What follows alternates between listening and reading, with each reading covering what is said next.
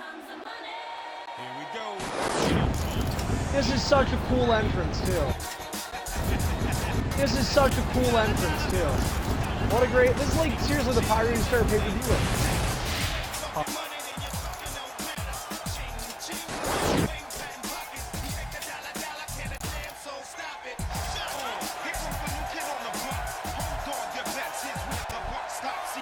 Hello, everybody, and welcome in. We're a few minutes late, but this is EIF X12 here on the TakeOver The End Arena. EIF owner Carney with you as always. It has been a long journey. The X events were made to celebrate a decade of extreme international fighting, and we are less than 2 weeks shy from an 11-and-a-half-year anniversary for this prestigious league. We have an opportunity to continue the celebration here tonight. July of 2016, we had our first here. Some 25 months later, it is our last EIF X event, and we're kicking things off in a big way. The following contest is a five-man Carnival Classic for the EIF United States Championship. Introducing the challengers first in the ring from Florida, representing John Cena. This is James R. Costo. James, of course, doing the video production as always. A night in which we will see 4 championships on the line, the US, IC, and both of our world titles. Those world title matches, extremely important matches, because the winners will walk into SummerSlam set for one final title defense in this league's illustrious history. The US and IC are not so fortunate.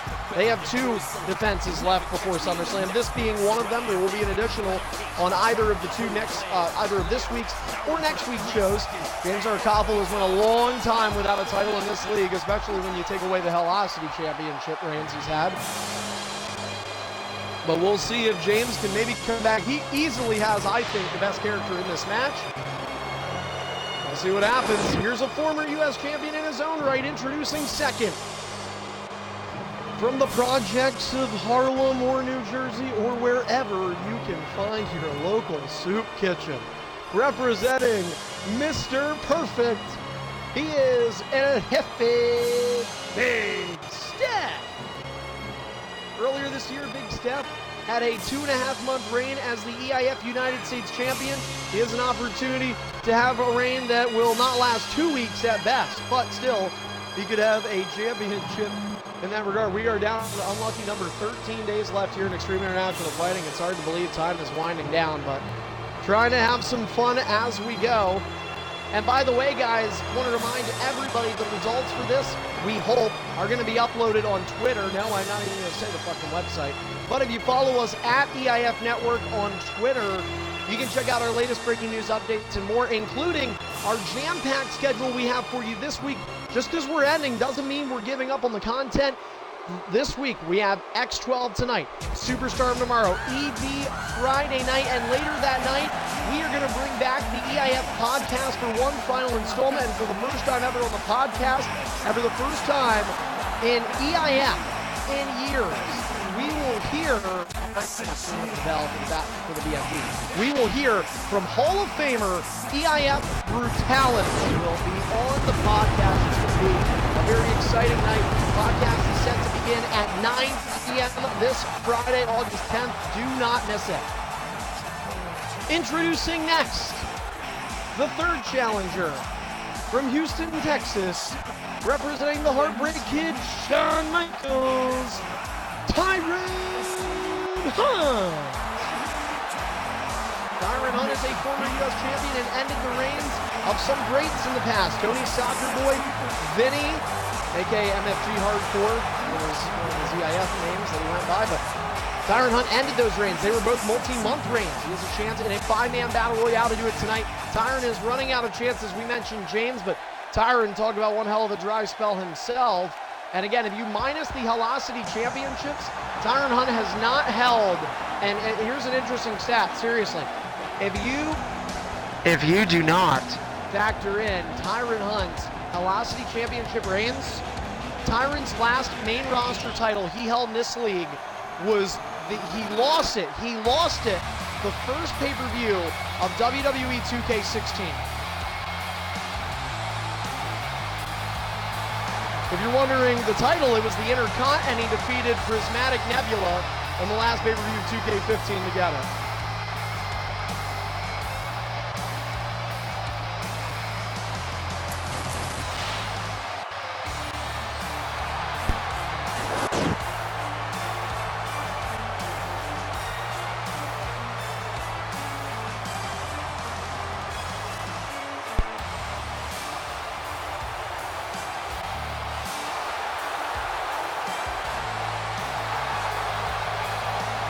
I have no idea. Why the fuck would I know? Introducing the final challenger. Originally hailing from the province known as Guam. Representing Finn Balor, this is Jolton. Jolton is also the most recent, one of, in fact, the most recent U.S. champions. In fact, he lost the title to Moi.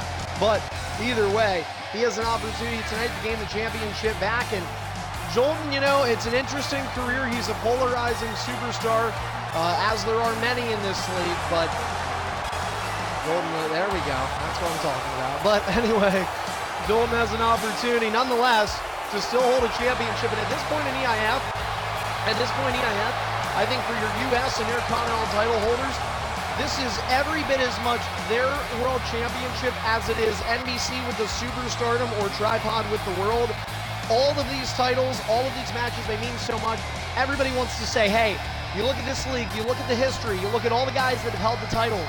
And Brutality is a former U.S. champ in his own right, too. We talked about him earlier. So was Techno Legend. So was Chronix the Executioner. So many Hall of Famers. Hybrid Maniac had a historic reign with that as well. But you want to say that this league, Extreme International Fighting, you were the final person to hold that title. And right now, it stands that it would be this man. Introducing their opponent. Representing Cassius Ohno. He is the reigning and defending EIF United States Champion, Cody Savage.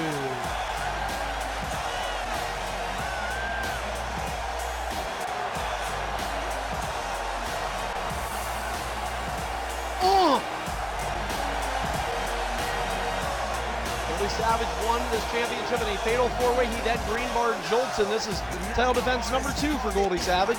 We'll see how it goes. He has 4 hungry challenges. By the way, guys, I want to remind everybody, do not fight at the beginning of this match. I have to get eliminated. Well, how many people listen to the fucking introductions? I heard 8 people talk during every one of the entrances I did. Fucking ridiculous. Anyway, what's up?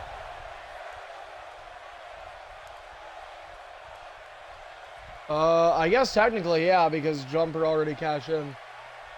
Oh, no. Oh, no.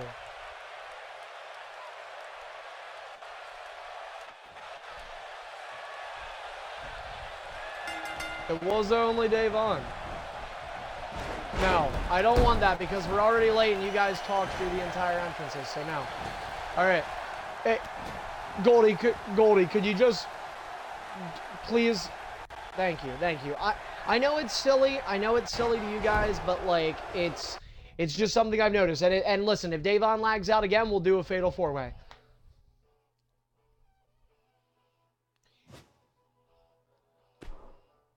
Okay, great. All right, we can confirm tonight NBC Master will defend his Superstardom title against Deadly and Jumper in an elimination match. Fortunately for Jumper, this loss won't cost $175, but it looks like it still might be in the cards. There, I said it. Anyway. All right, here we go. The match is up again for the United States title competitors.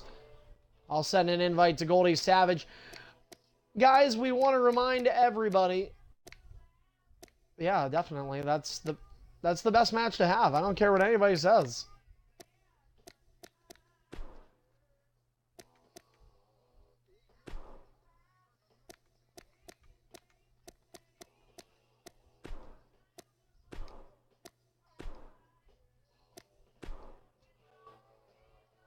Ah. Anyway, Jolton decided now that the entrances are done, he'll use Demon Valor. Jolton, I need you to reselect your guy. I can't see his overall. I can't see your overall, Jolton. Everybody please be quiet until Jolton Unready's up. The match is... Yes, I understand that, Jolton. That's okay, but I cannot see your overall. I need you to reselect your character. Yeah, I know. It's fucking annoying. All right. Anyway. Davon, are you in the game? Davon, are you... Guys. All right. James is restarting his game. Sorry, guys, and I apologize to our viewers on Mixer and Twitch. We're I have to talk really loud. That's one thing that I will not miss about doing this league, unfortunately. There are many things I will, but this makes you want to fucking repeatedly slam somebody's head in a goddamn refrigerator. Fucking annoying. Oh, fucking piece of shit. Anyway, sorry. One True OGG. Thank you for following us on Twitch. Anyway.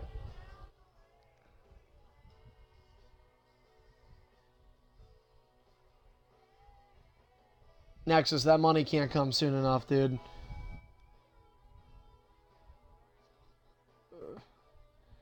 Don't say we, Tripod. You're not an association. You don't do anything to help the league.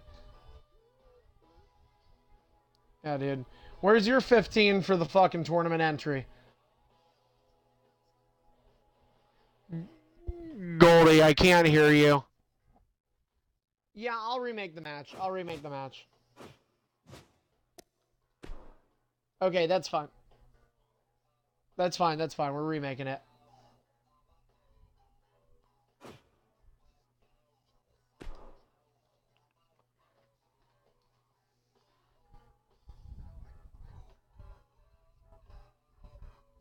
At this point, you wouldn't need 7 Gs for this. Anyway. Well, dude, you know, value changes over years. You know, assets diminish sometimes. But anyway. Alright, so. Again, folks, the match is back up. We apologize for some of these difficulties we're having, but it is part of WWE 2K18. Fortunately for me, I won't have to live to see the day of 2K19. I am not fucking buying that piece of trash. And I don't advocate for anybody else to do so. In fact, guys, I did mention this off air. UFC 3 is now $24.99 instead of $60. It's available on the Xbox Online store. I'm fucking serious. I'm serious about getting this thing. Like, I want to try it. And I think if everybody tried it, yeah, dude, it's just more real, though. I guarantee you we won't be worrying about split screening, dude. Again, that's good. It's a true skill fucking thing.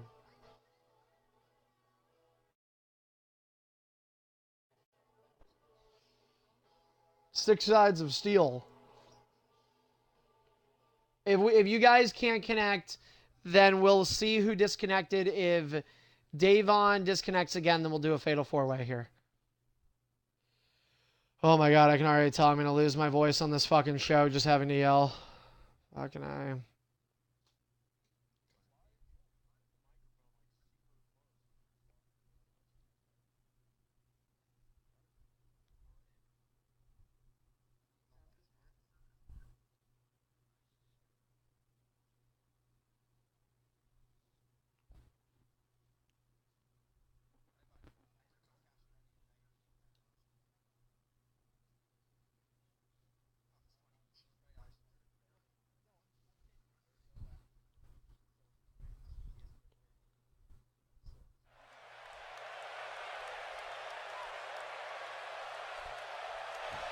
Oh no, oh no, oh no. Okay guys, so here's what I'm gonna do. I'm gonna dive. Get ready. Ah! Fucking idiot. You run too close to me. Okay, James. On guy. Alright, Goldie. Well, get ready. 3, 2, 1.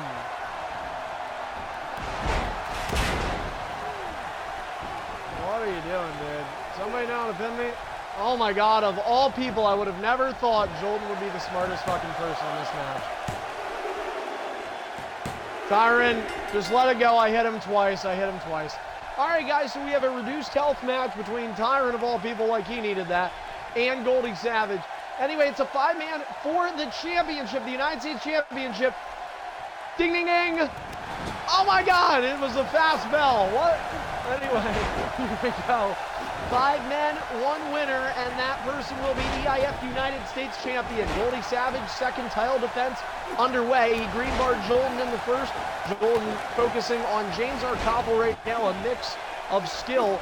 Certainly a lot of experience in this ring, minus Goldie Savage. His 4 challengers, all multiple years of experience. In fact, Big Steph has 5 years. Tyron Hunt has nearly 6 years. James Arkoppel has about 5 years. So 3 alone, a lot of experience, and sometimes you can't teach that, but Goldie Savage tossing. Oh, never mind, in like 4 years, never mind. 4 years, so we got 6, 5, 4, but here for 2 years, almost, on and off. And out of reversals is Dave Vaughn, and he's gonna go for Jolton instead. Jolton gets thrown into the ring post, and here comes Goldie, and oh no. All right, James Arkoppel tries to strut his way through. I said that James had the best character in this match, but I neglected to mention that there are a lot of very talented superstars, and in fact, I'd say U.S. champion Goldie probably has the worst of all 5. And people can say what they want about Big Steph's Mr. Perfect pickup in the draft. I know this year's second round almost became comical with all the legends that were picked off, but Big Steph has made the most of his attempts with Mr. Tyron Hunt there with Shawn Michaels, a nice snapmare and kick to the back. He'll keep working it off with a neck breaker. James Arkoppel will stalk. He's going to go for Tyron, and Tyron will avoid that and go for the figure 4. It's an unbreakable. Never mind, it is broken up. Sling blade connects. Jolton's the only Guam tard standing. Elbow drop connects. Another elbow drop connects. Kicking things off here at X12. Take over the end, as you can see that banner on the ring apron. That is the fitting arena here for the final X event in EIF history. And jabbing, James Arkoppel with another jab. Bro kicks and loving dicks, your favorite thing. Anyway, EIF X1 took place on July 23rd of 2016. It was at the NXT Arrival Arena. And Tripod says that he and Nexus Genesis fought as the very first match. They are wrong. The very first match in EIF X history, that is wrong. The very first match in EIF X history is Headshot defeating Master B to retain the X Division title. And for those that are wondering elsewhere, for those that are wondering the rest of the results that night, Pepsi Killer defeated NBC Master. Tripod did defeat Nexus Genesis. ASP defeated James Arkoppel, Untamed Legend in Midnight, to become the United States champion. And Hostile Exile defeated EIF World Champion. Retards. Anyway, Stomp misses. Third match.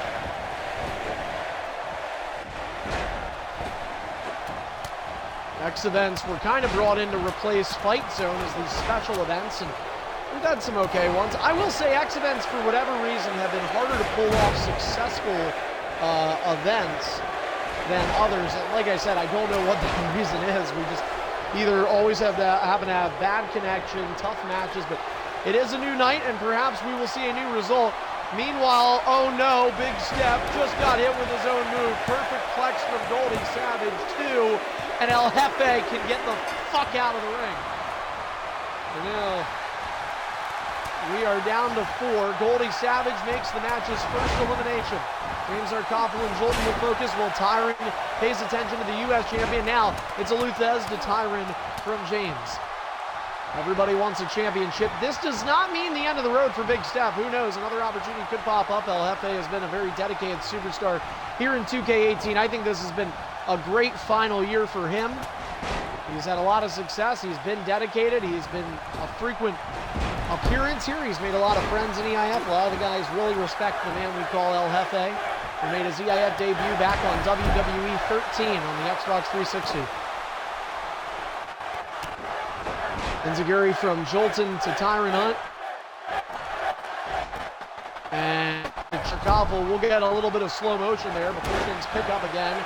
Finishers in hand for both James Cherkoffel and Tyron Hunt. Big clothesline then from the champion. And oh my God, Tyron Hunt, what the hell?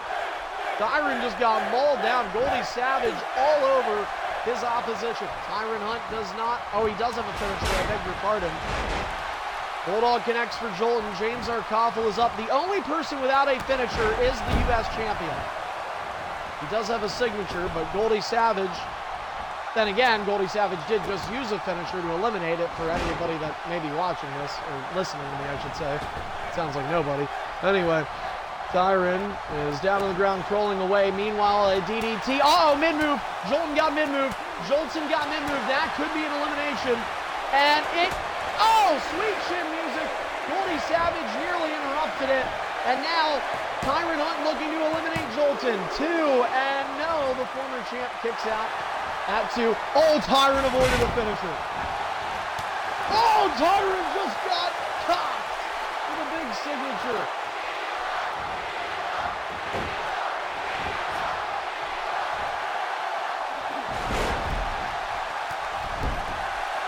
Oh, Goldie almost got James.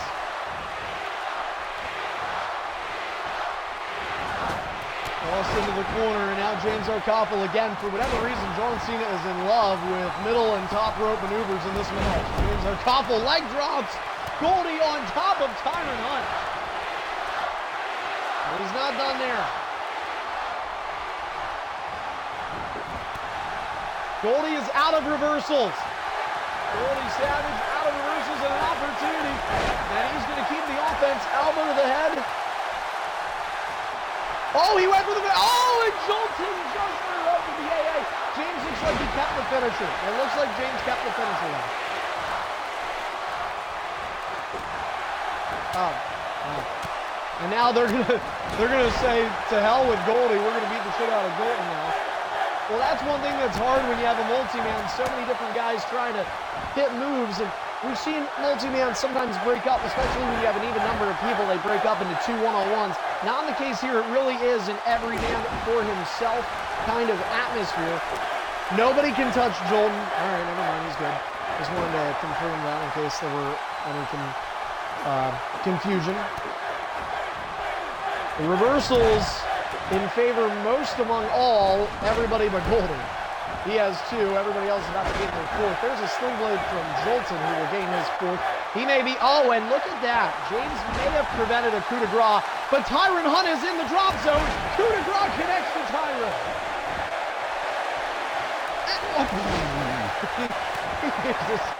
And then James hit the ref and it left. He hits the fucking resiliency at like half of 0. Anyway, Tyron is not taking chances. Tyron is not taking chances. Jolton wants to stay as far away from Goldie Savage as possible. He knows what Goldie is capable of. And a plate of chops delivered to one of the challengers. James back to his feet. A finisher in hand for the opposition. And almost stealing his finisher. And he will steal it. Attitude adjustment. He stole Big Steph's finisher and eliminated him. James Cherkoffel powers out of it at 2. Oh, that could have been close. Drop kick from Tyron. He's going to get caught with a bulldog from behind. Jolton trying to carefully pick his spots.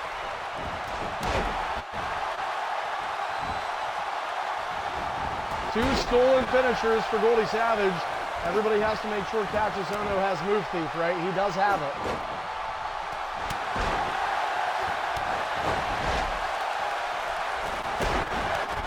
Yeah, would somebody be up? Yeah, somebody confirm that Cassius Ohno has it, please. I don't give a fuck about that. I mean Move Thief. Confirm Cassius Ohno has Move Thief.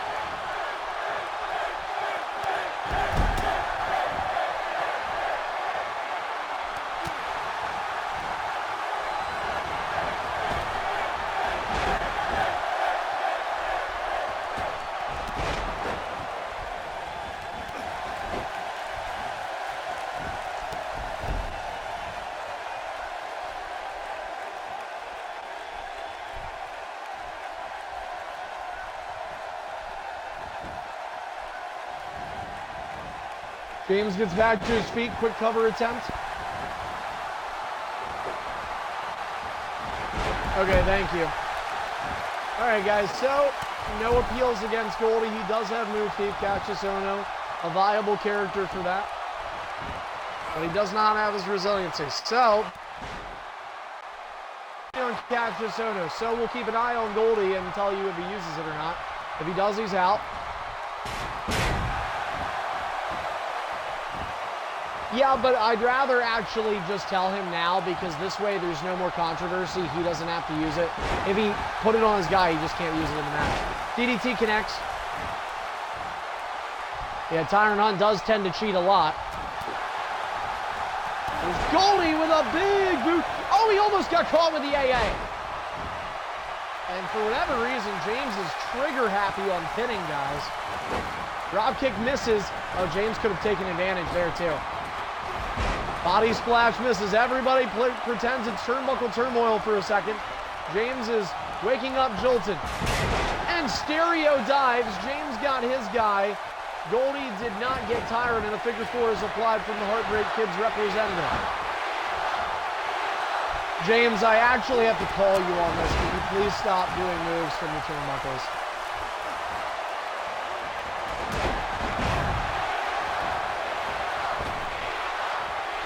Yeah, but he's done it like literally. I'm not even exaggerating. I'd say he's probably went to the top 30 times or more in this match. Oh.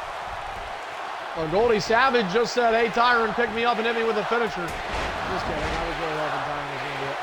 Anyway. Tyron, kick. Sit. Scoop slam from Jolton. Uh-oh, Delby. Woo! Tossed in the corner. And Goldie Savage. And about now, everybody is looking at their screens. Everybody watching on both Twitch and Mixer, and they're saying to themselves, Big Steph was in this match? Anyway.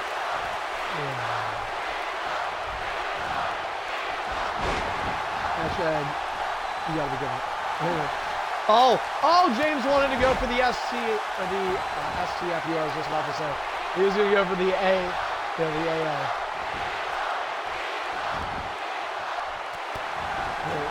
Alcoholics Anonymous. Double A meeting. Jolton is getting up. Goldie Savage, I really respect this kid and just how well he does. He really, I mean, he's showing experience doesn't mean jack in this match. Look at this. He's literally just systematically controlling this battle royale. And, never mind. Anyway. Well, Tyron goes down. He's got to quickly get to Jolton. Oh, he'll flinch at him. Jolton will back up. Big boot misses. Here's Jolton. They play bumper cars. Jolton misses. Jolton does not want anything to do with Goldie Savage in this match. That has been proven clear. And the referee was even a victim of the U.S. champion. Goldie wearing a red attire for Cachisono, and he is matching that U.S. quite nicely. So what, dude? They're not going to reverse. That's all him. Goldie is just dominating right now. I don't know if I've seen anybody run a battle royale like this. I mean, everybody is trying to run away from Goldie Savage. He didn't. Anyway. James off. I said turnbuckle. I said turnbuckle. I said turnbuckle.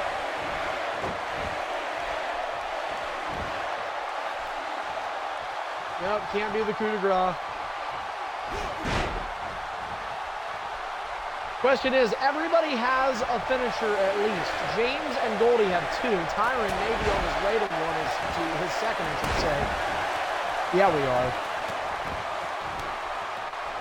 It's some X12 do that. Yeah, well, nobody wants to hit anybody. I'm sorry, I rephrased that. Nobody wants to hit anybody with a finisher. Everybody is terrified to hit somebody with a finisher. That's the thing. Oh, wait a second. I spoke too soon. STF is applied. Goldie Savage gets... Oh, my goodness. Oh, my goodness. And now I think Tyron has met a new opponent. James R. Coughlin, it might be just those two now.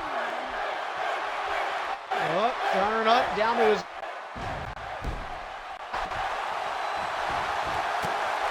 Oh, and what?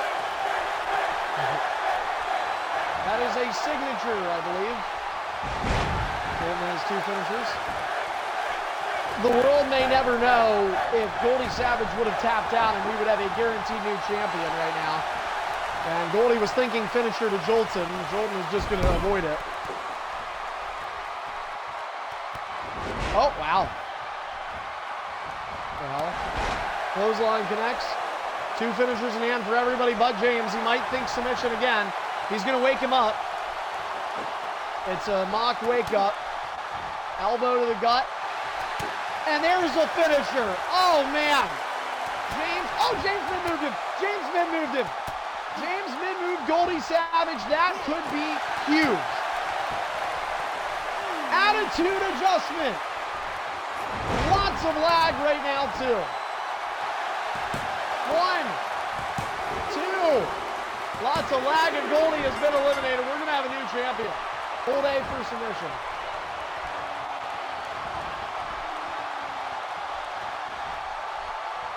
One more minute.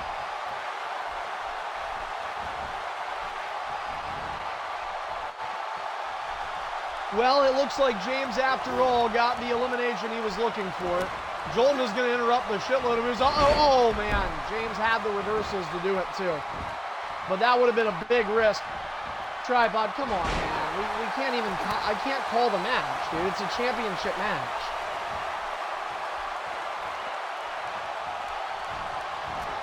Well, there's a little bit of lag spiking here. Now the question is... He moves around. James Arcobble has to determine what he wants to do next. James, you can start using the top of the turnbuckle maneuvers now. But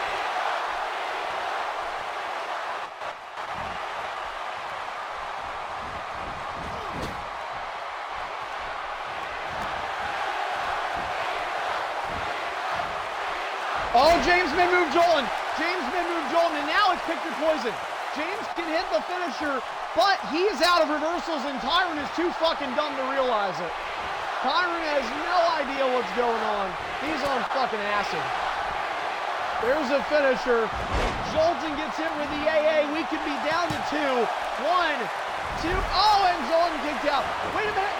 Oh, Tyron, you fucking idiot. Actually, Tyron literally could have hit a sweet chin music on James right there and just did not have a brain cell left to spare. And now, the signature. Tyron gets the signature sharpshooter. He has 3 finishers in hand. Big reversal there for Tyron Hunt. Big reversal for Jolton. Both guys with finishers. The pay late for Jolton pays off. X12 was eliminated by Goldie Savage. Goldie Savage was then eliminated, and so now in this very long battle royale to kick things off, we have a guarantee. The matter is who? Jolton, Tyron Hunt, or James Arcobble? Everybody has a finisher. Tyron is the most dangerous with 3. Jolton's out of reversals, though. Jolton's out of reversals, and oh, what the hell? What is Tyron Hunt thinking? Oh my God. Oh, and he just gave himself less momentum. He just fucking gave himself less momentum. Oh, sweet chin to James. Oh, James. James pulls the Tyron. What? Tyron Hunt does not deserve this fucking win. I hate this guy. It's basically the call-ups. Anyway. Tyron's going to wake him up. Everybody's hit a finisher.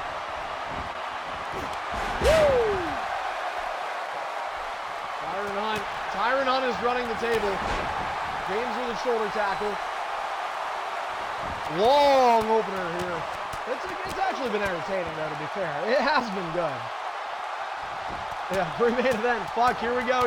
Again with the X events, guys. They're scheduled for 2, but they go for 3. What the fuck? Anyway, James to the middle rope. Tyron Hunt. Tyron to the weight. Leg drop misses. Oh, James hit his ass hard. Elbow drop from Tyron Hunt.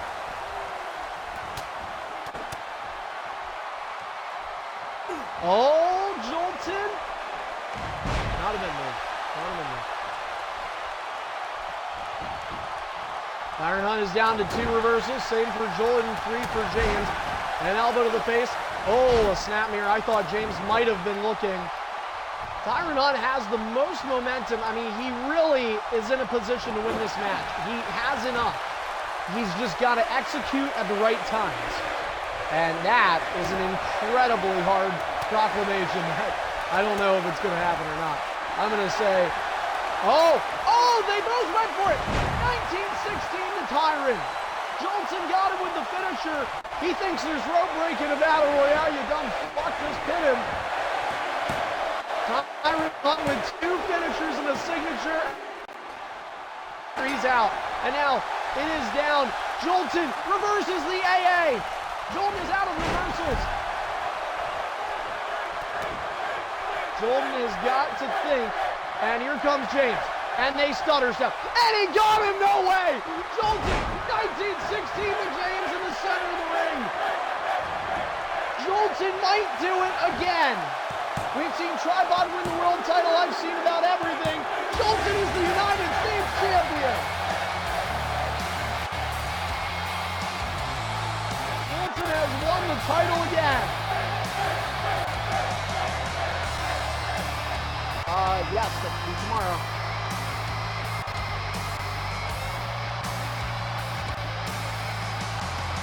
Yes, if you would like to use a rematch clause, just make sure Jolton's there. He needs to be there either this week or next week.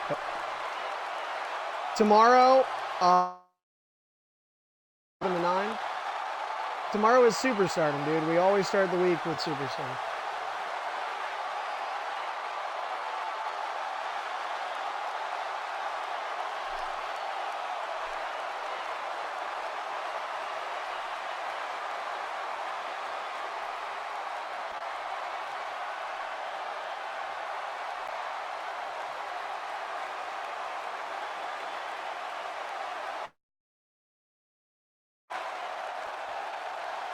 Something tells me if I would have been in that match, I actually had a good shot of winning that. Those guys were fucking... God damn.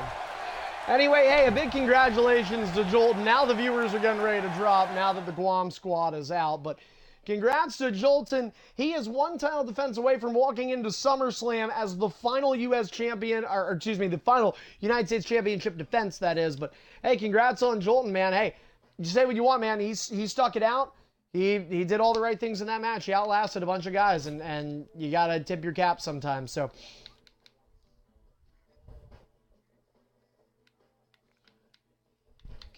can somebody confirm if EBAMS is on? Because he is supposed to be.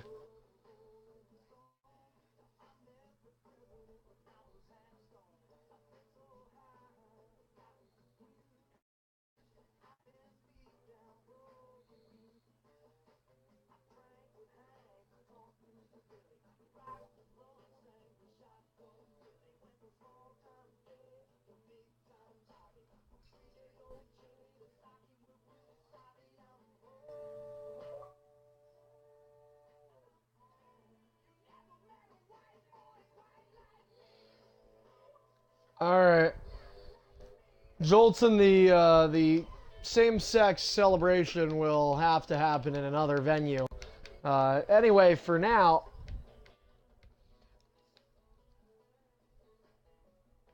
Oh my God. What's... Hey, what? You're going to be better off messaging me, dude. This is... you would think fucking Kurt Cobain is back to life and Nirvana is playing in our fucking party. Anyway. Alright. Anyway. Okay, so, here we go. Up next, it looks like...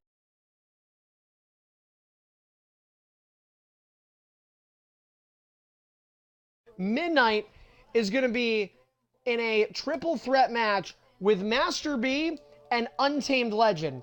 And it's important because these 3 guys, any of them, could be possibly justified to be in the SummerSlam traditional Fatal 4-Way main event. They need to prove their worth. It's not going to necessarily happen right here tonight, but it certainly Well, we're doing it for the hell. I'm getting you a match because I feel bad, okay? You're disabled. All right, anyway, back to the match. Yeah, I didn't need to say that, but I did. Anyway, all right, so we're going to go ahead and make the match. I'm going to have James Arkoffel in here with me. I don't know how we want to do this, but... yeah, dude, okay, Goldie, hold on one second. So there's something you need to learn, and I take it you haven't already. I don't look during the show. I'm sorry you lost. I assume it has something to do with the rematch. I will gladly read it at some point. You have to understand there's other people here. It's not the Goldie Savage show. It's called X12. There's other guys scheduled to compete. Okay? This is one thing that does get me mad about you, because you tend to do this sometimes where, like, and if we don't acknowledge you for more than, like, 32 seconds per minute, you fucking get out of the party. So don't do that. Anyway, I don't know where I came up with that number. Back to the match. Master B, Master B, Untamed, and Midnight, please get in here. There we go. What did I say? Anyway, it was 32 seconds already? Okay, so, yeah. Okay, Untamed, Master B, and that other guy. What's his name? Midnight. Yeah, get in here. So we're doing this match. Then after this, we're going to go to our IC title match. And then we're going to go probably to the... I need the match then. So, but up next after this, we have Lizman and Ebams for the IC title. In the meantime, thanks for fucking picking the AI spot. You piece of fucking shit. I got to repick that now. Anyway. Oh, 10:30 your time. Oh, never mind. Then we're good. All right.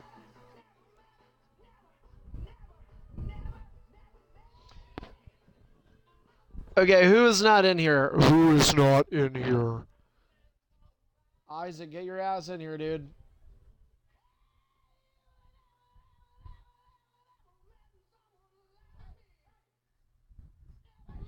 Yeah, probably. It could. It could. It depends.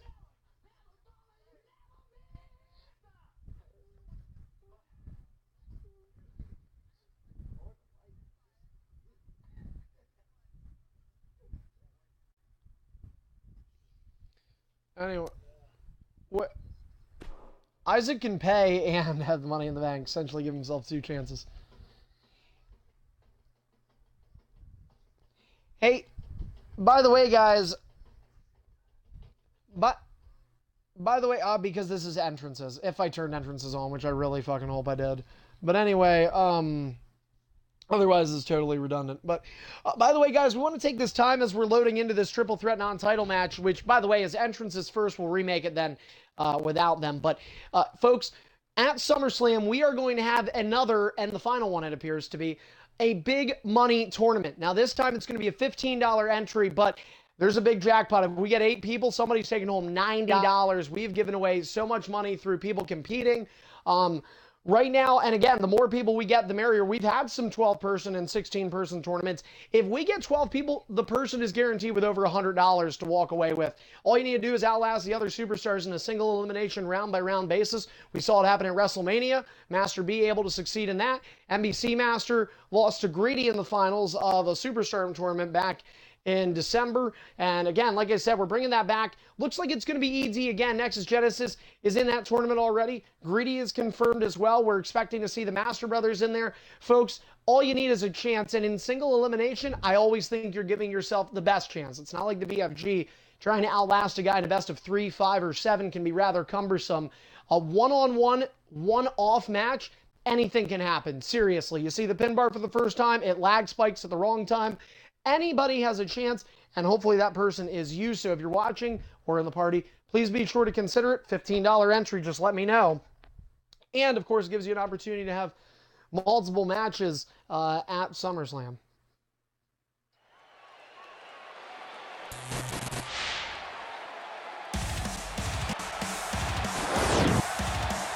Oh, my dick. Now, again, guys, some of these entrances are unnecessary, so we're going to go ahead and get rid of them.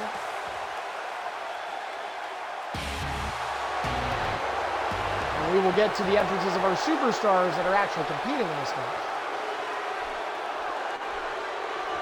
We had Superstar. It's time for our first ED contest of the night. We fucking ate it. I would have gotten in my car and hit that son of a bitch.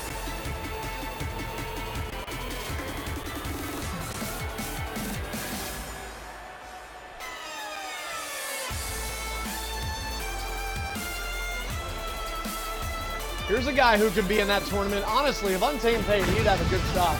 Maybe it's in the semifinals at WrestleMania. The following contest is a triple threat match set for one fall. Introducing first, making his way to the ring from Glastonbury, Connecticut. This is Untamed Legend. Untamed Legend was also a competitor at EIF X1 the very first, and here at X12 he gets a chance again. He was on the losing side of the very first X event. There are a lot of guys competing tonight that were on that category. Master B being one of them. He lost to a fucking redneck headshot. Anyway, back to the action. Untamed Legend getting new U.S. champion already crowned. Still 3 titles to be defended. Up next after this, Ebams and Lizman. Lizman trying to get personal with apparently a friend who he's very confident he can defeat, as Liz looking to win his first mid-card championship in EIF. Untamed seems fairly relaxed. Well, maybe there was a smile because he knows the guy about to come out of that door. Mr. Money in the Bank is here.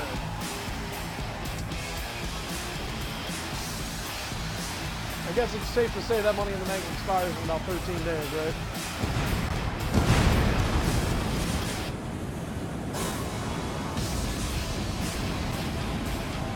Technically won it last SummerSlam. We've never given anybody more than a year, so he's within range.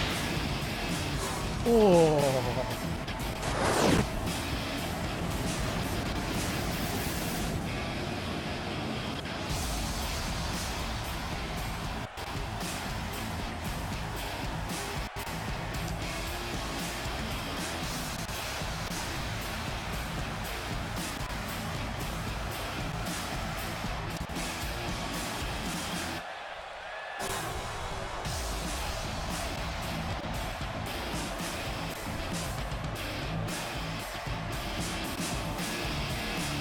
Introducing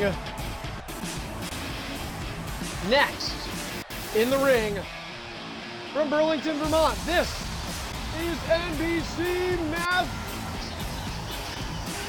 My teacher got mad. Said, "Kevin, come here." So I took some in front of the class, wrote a note, stapled the note to my chest. Said, "Make sure your mother read the note." I get home, my mom read the note. Note said, "Maybe if you showed your son some more attention at home, he wouldn't act like a fool in school." Right? My mom read the note, she said, "Let me tell you something. You tell her, mind her damn business before I come down there and I beat her ass." Turpie!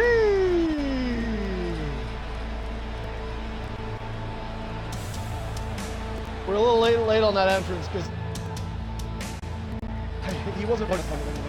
So I had to just quickly find something on the fly.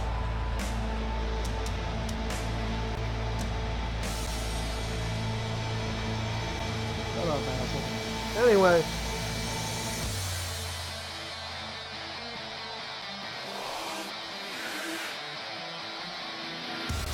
Introducing Lapt, making his way to the ring from Detroit, Michigan. Midnight Boo!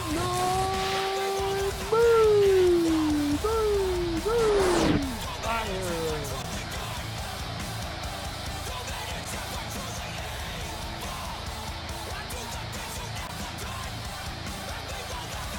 Midnight Mayfire is a former multi-time world champion, and if there's anybody that can get back to the world title situation sooner than later, it might very well be him.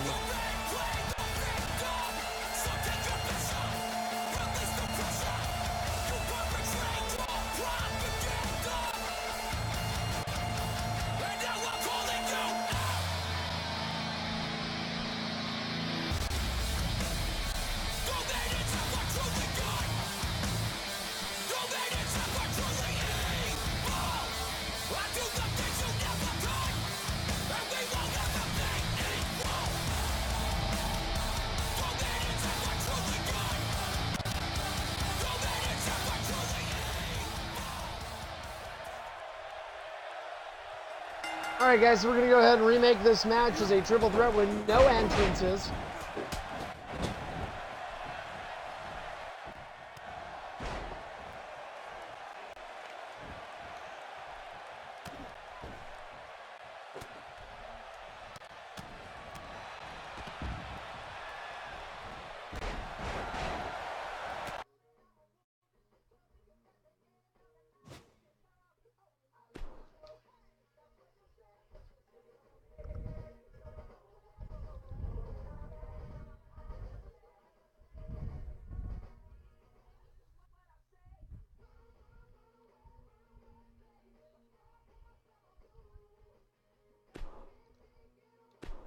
Alright, so let's go ahead and make this.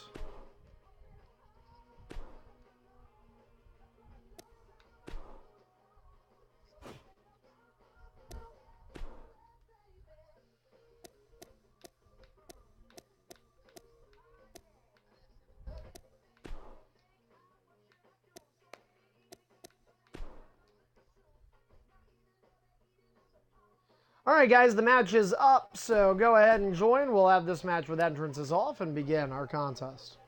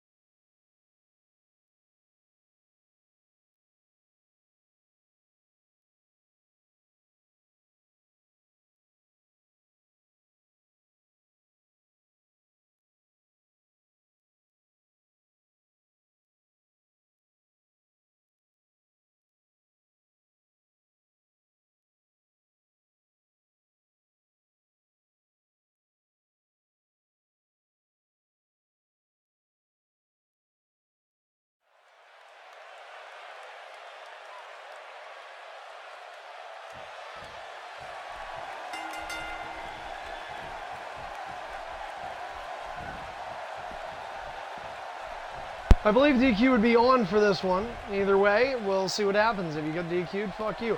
All right, we got Midnight, Untamed, and Master B. Ding, ding, ding.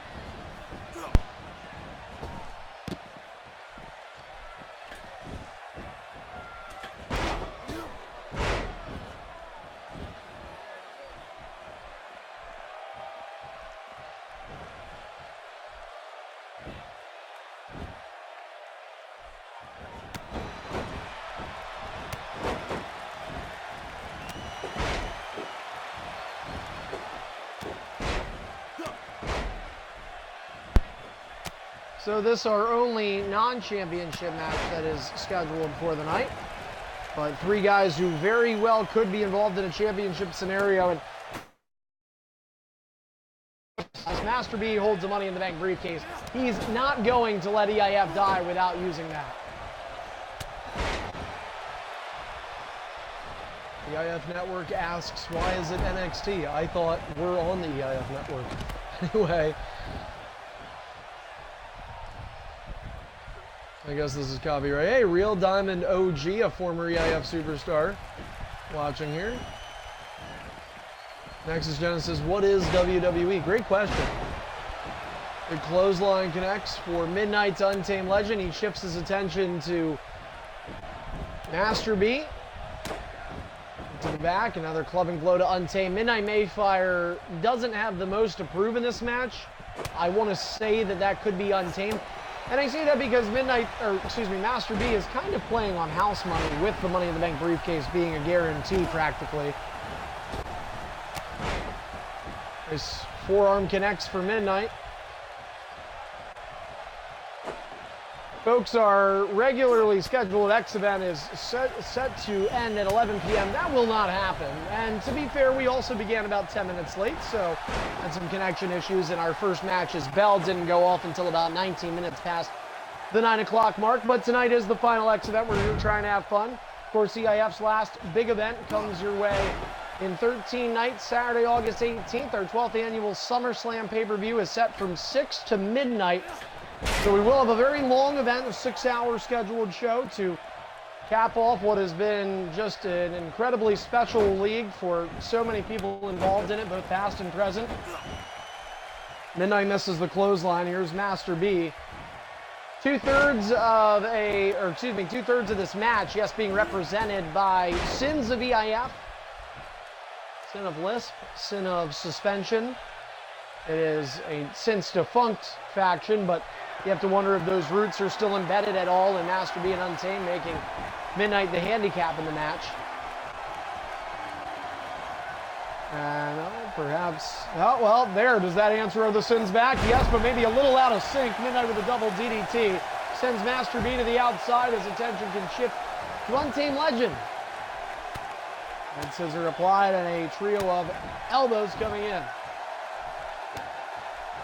Stomp on the chest, another stomp is in, make it 3. Midnight is a spamming piece of shit. And now, Midnight able to avoid, Master B able to avoid Midnight strikes, and then a clothesline connects for Master B somehow, and he'll taunt some bravado afterward. Intercontinental Champion EBAM set to defend against Lizman in one-on-one action next. It'll be our first one-on-one match of the night. A triple threat and a 5-man prior to this. Untamed gets a 2 birds, 1 stone drop kick. And then a big clubbing boot to send Master B down. Midnight rolls away, forearm misses, Untamed misses, Midnight misses, and now Untamed should have the offense, but Midnight's reversal is struck in. Get the fuck in there.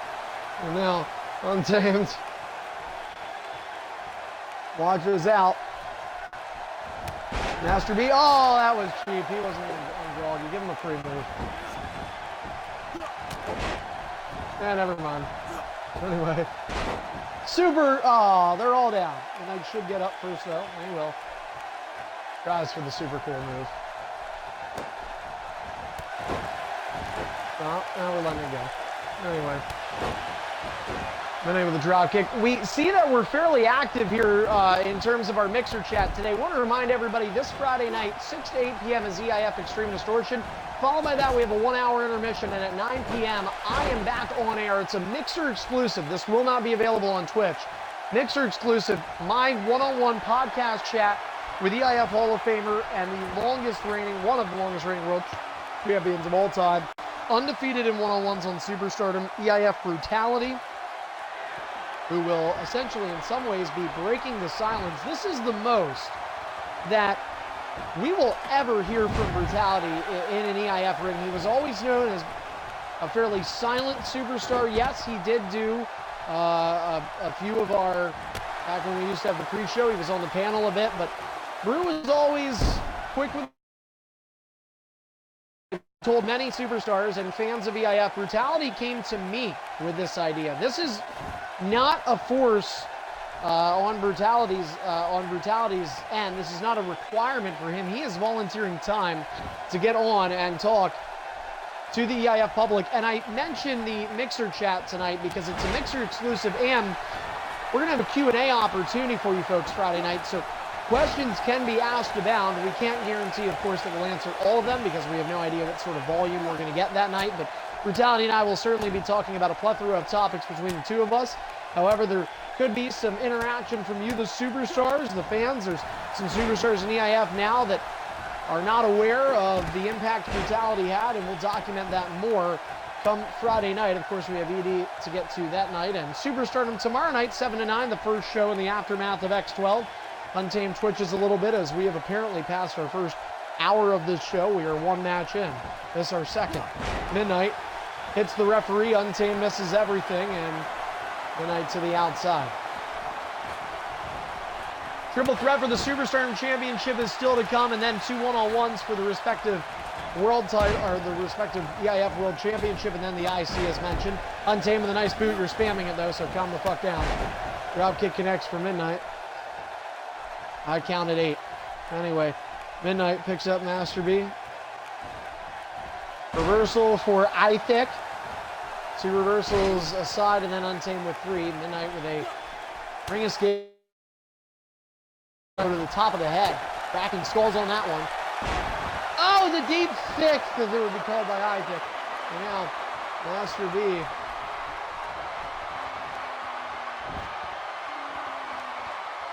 Levitation now from Midnight Nightcrawler.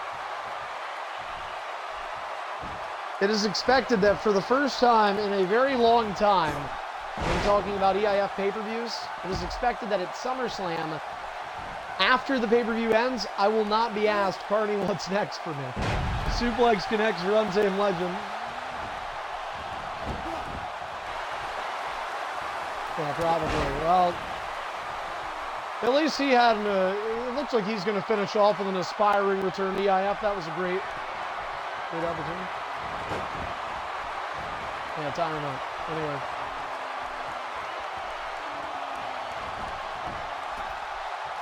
I said that to Greedy that I will, but I'm not entirely sure. Greedy said don't do it because he said, you know, people are going to want to look you up occasionally. Ex-owner. Well, EIF owner Carney maxes out the characters, so. Midnight dives out on Untamed. I'm probably going to get it after you buy it. No, I'll get it. Fuck it. I'll get it. I mean, why not? If it's the newest one and it's only 25 bucks right now. Untamed with a kick to the ribs and an elbow to the face. Master B could be scoop slammed on the apron. He avoids that. Midnight over top, and he got all of Master B. Untamed slides back in. Pinfall has to be in the ring for this one. Untamed dives out again. Bumper cars connect. Excuse me, apparently I'm running low on battery. Master B tossed into the ring post. Oh, and I hit his fucking leg on that digital board somehow. Crotch shot to follow. I'm running on about 5.5 hours of sleep. Now it's starting to finally feel that way. It wasn't for a while. 2. Holy shit. Oh yeah, you got school coming up, right? 8th grade.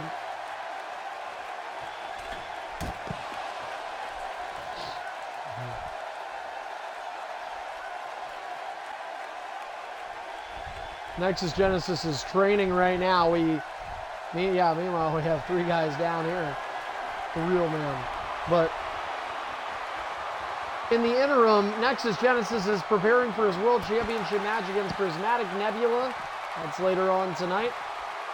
30-minute Iron Man Falls Count Anywhere. When it's Nexus and stipulations are involved, oftentimes 4 to 6 different variables are included.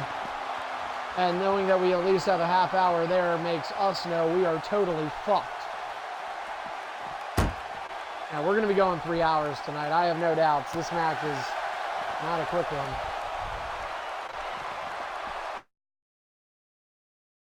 No, it's not. It's a... No problem. It's a 5-match, 3-hour event. I fucking hate this. Midnight, toss down.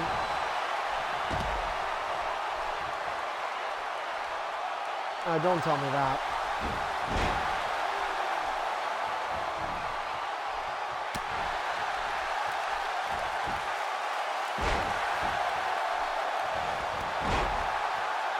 I'm telling you, James, listen, if you're going to do one, which you should, to make this one good, you should let me make audio and then send it to you and you can link the audio up with a video. I think I should narrate that video.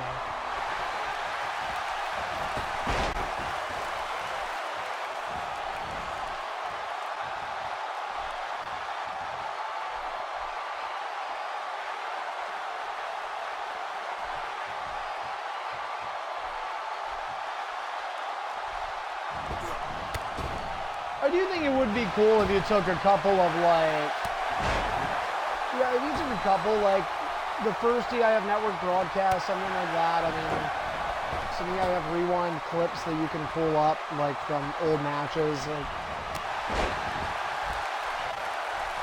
I know it would take long, but dude, like it's all about putting the effort in, dude. Look, I could have said it's over and then be done right there and then, but I'm here still.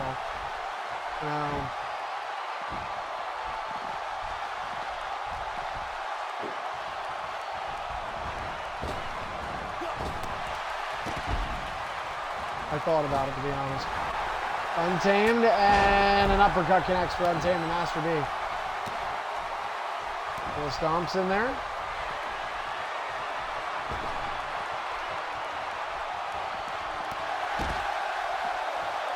Hey, Nexus. To confirm that what you sent me, that includes you and Midnight being entered into the tournament, right? All right, cool. So we can... Nexus, Midnight, and Greedy are in the tournament. Oh, Untamed is going up top. I don't know what Midnight... Oh, no! You'll never hit it. All right, guys. From now on, no leaving the ring. We got to make the show go. Come on. Midnight, you're not.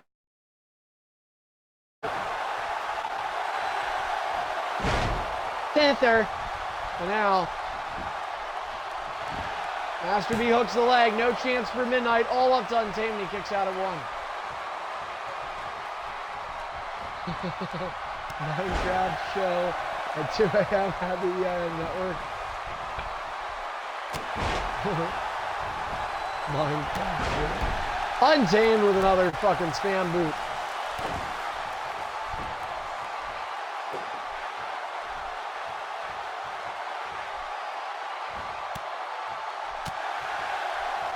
I'm going to be recruiting new guys, but it's going to be for the UFC game. I'm going to recruit new fighters.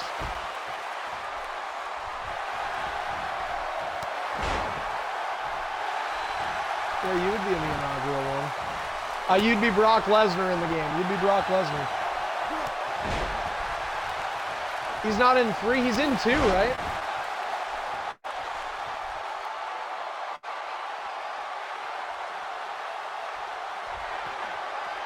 He gets terrible. Does CM Punk's Cult of Personality song, does he at least have that?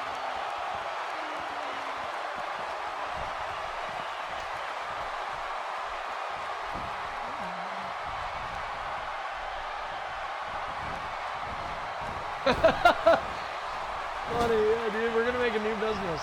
It's gonna be a brand new business. I'm gonna do it differently. Nexus, do you game share with Midnight? Oh, fuck you. Well, dude, get UFC 3 while it's only $25, dude. We're going. I'm telling you, man. It's gonna be a new chapter. What? Dude, imagine in there when you know, like, you can't, think about this, like, think about how nervous you get in EIF, right? Oh, okay, think about how nervous you get. And dude, in that, you've got round by round, you've got the quick entrances, it's a one-on-one, you can't leave the cage. So you're stuck, like, close.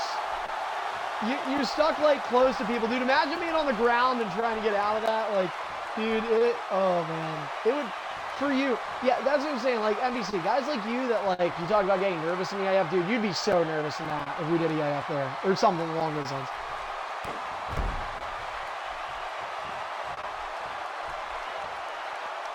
It's tough to say. I'm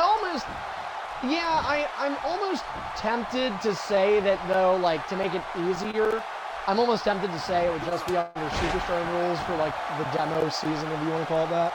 Like, you just pick a character and that's it.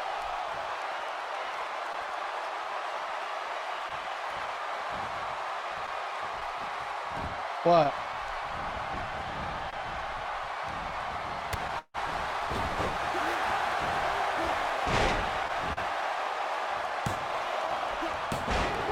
Well, the idea that I had personally is you started out with, 2, Oh yeah, you want to make the show go 4 hours, you fuck? But no, I think the way we should have it is to be smart. I think we should start it with 2 divisions, and if you can get like 2 weight classes, I definitely want a heavyweight weight class, and then I think, you know, if you want to do a middleweight or a featherweight, even if people think that that would be more fun, whatever it ends up being, what we would want to do is, I think you need 20 people. I think you need 10 in each weight class, 1 championship in each, and then you just kind of create your contender board, you know, and then from there, if you figure you could get a decent amount of people from the IF, and then from there, you know, my goal would be, honestly, like, recruit people playing the UFC game. Like, you know, just... No shit. Listen, oh, no, never mind. Not gonna call it. Didn't happen. No, you could, I mean, definitely starting out, it probably wouldn't be a wise idea to try that just yet, but, no, man, you could grow it, and it could be a super fucking money loot. Honestly, the biggest thing you could do with that that's different from anything is that...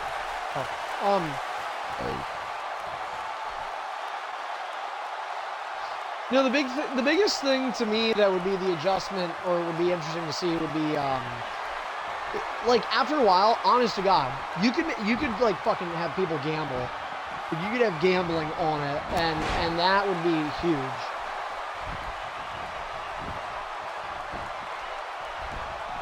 Imagine that. That's what I picture, like, touch gloves, somebody just fucking hammer fists you and it's over. Imagine that. Like, just... Imagine how exciting that would be, dude. It is all over.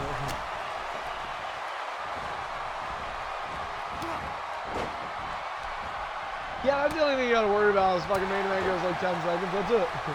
That's all you can do.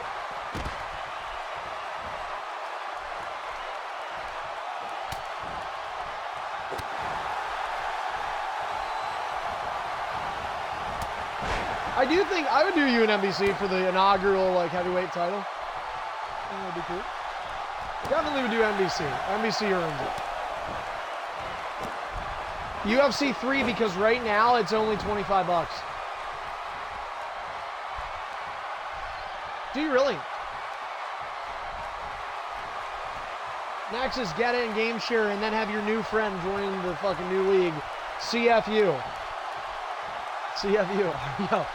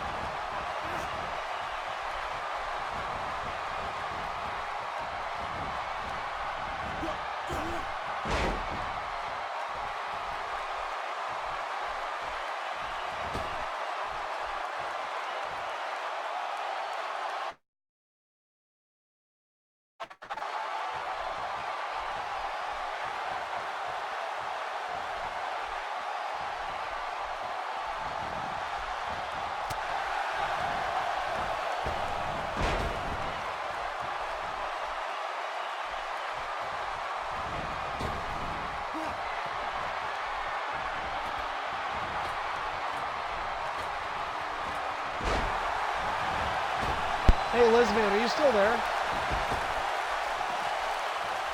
Oh, dude, Evans is gonna get a win.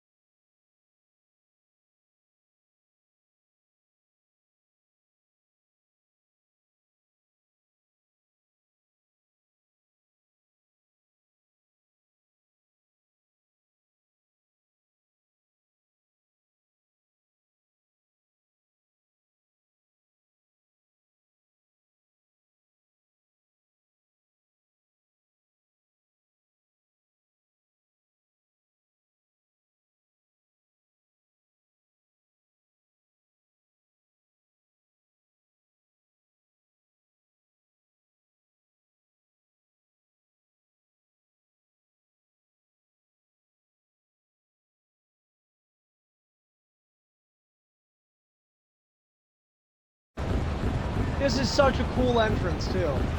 What a great... This is like...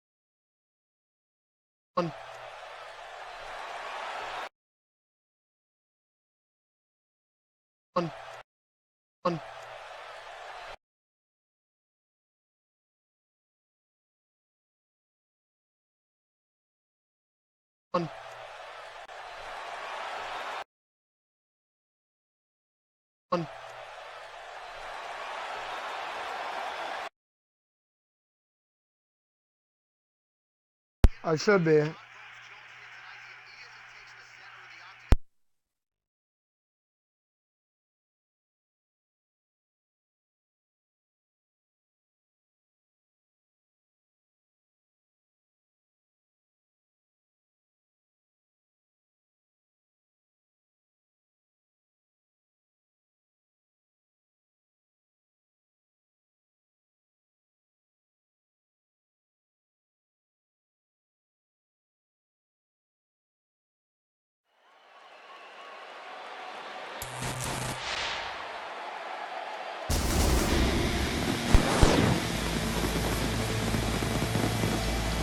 All right, we are back here live. Sorry for the delay, folks. This is the X12 getting set for our third match of the night, and it's back to a championship situation.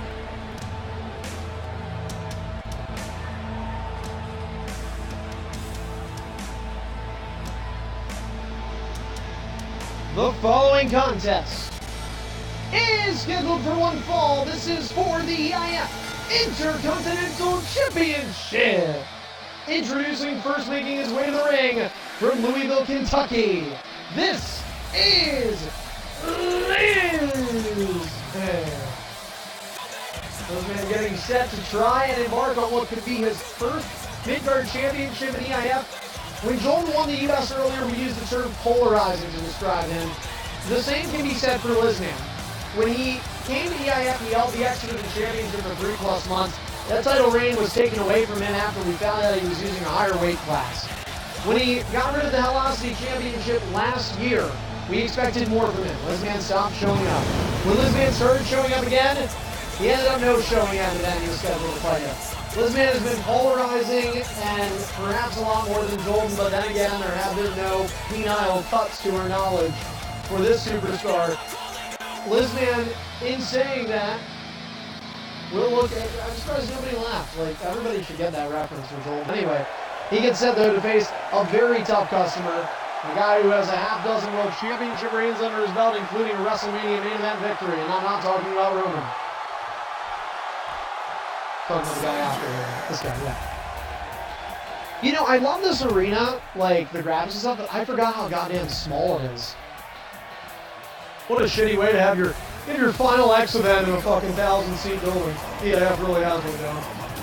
And look, any bike you can ride, soaking big old boy Bams. Look at that. Steve looks cool. And here comes Bammers, introducing his New Jersey. He is the current reigning defending EIF Intercontinental Champion. Ethan.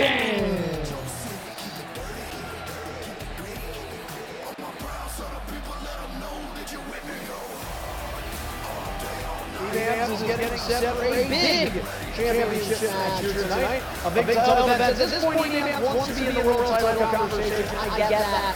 But look, you have another Intercontinental defense left for SummerSlam. Your next opportunity in the going world title would be SummerSlam. If it becomes an option, why not try to win tonight? That has to be the mindset for Evans. And certainly, look, when you're trying to plead a case for the world title, in my opinion, best case is if you're losing the card title to get into the main event, lose it in a multi-man. This is not that option. Lizman beats Evans. That's a big statement for Liz.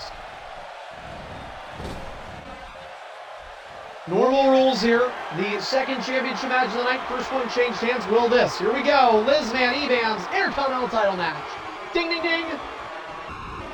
EIF X12 resumes now. Lizman, an Irish whip, and Bams comes right back. Lizman pushes him back, and a nice elbow delivered from Bams to start the match just seconds in.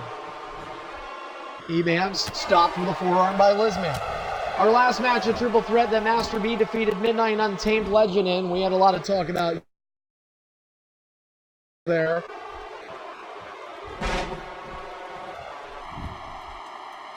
And it will not be the future of EIF on UFC. I guess I should preface that. It would be something different and something new.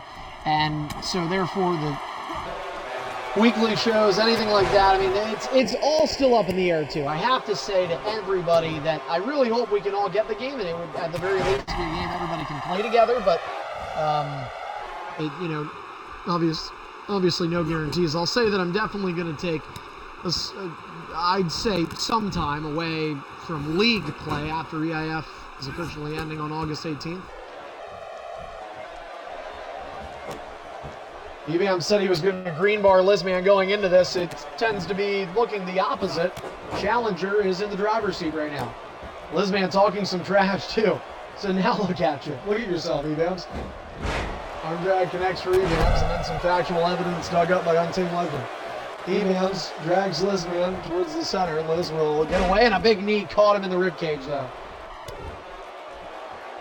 EBMs with a pair of stomps.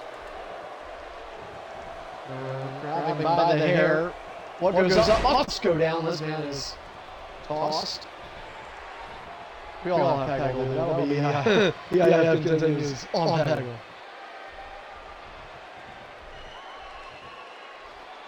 I still have Madden 18. I think I'm going to play it when 19 official drop date is.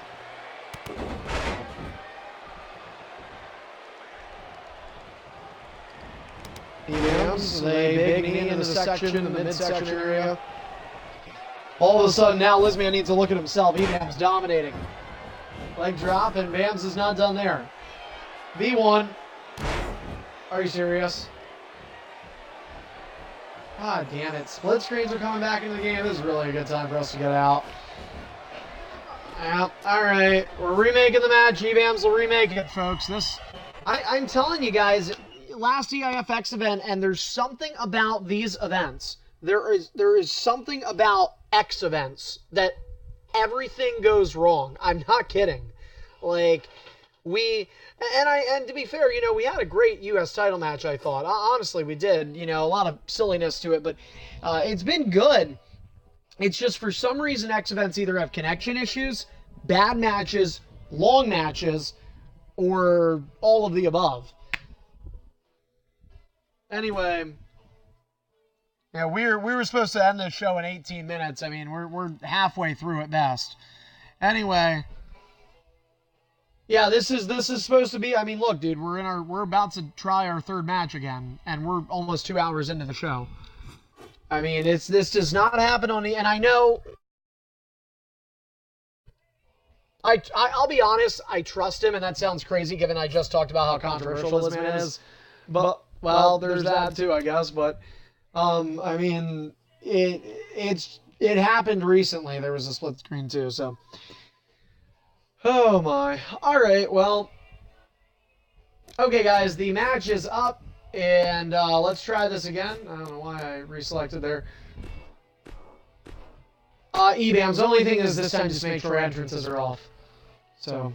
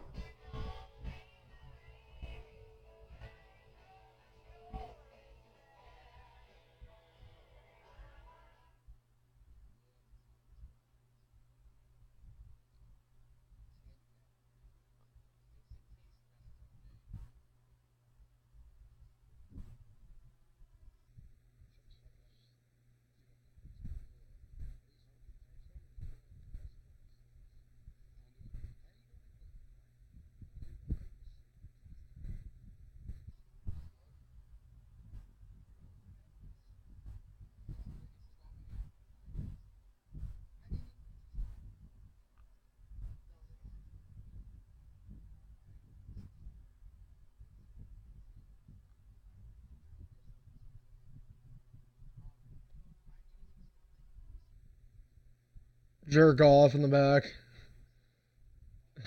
Something the people in the store don't see.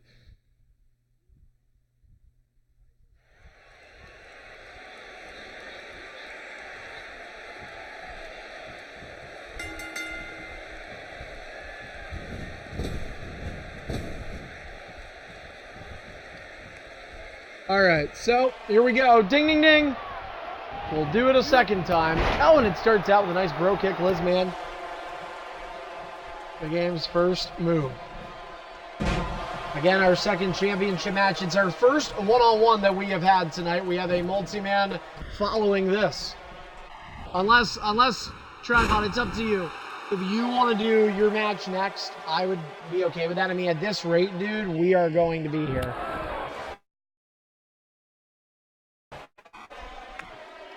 It's supposed to be 2 more. It's supposed to be Deadly, Jumper, and NBC in a triple threat elimination. But, you know, I have no idea how long that could go. I mean, if everybody starts kicking out, we can be on... Okay. Okay. Jumper, why are you mad, dude? Superstorm goes on last tonight.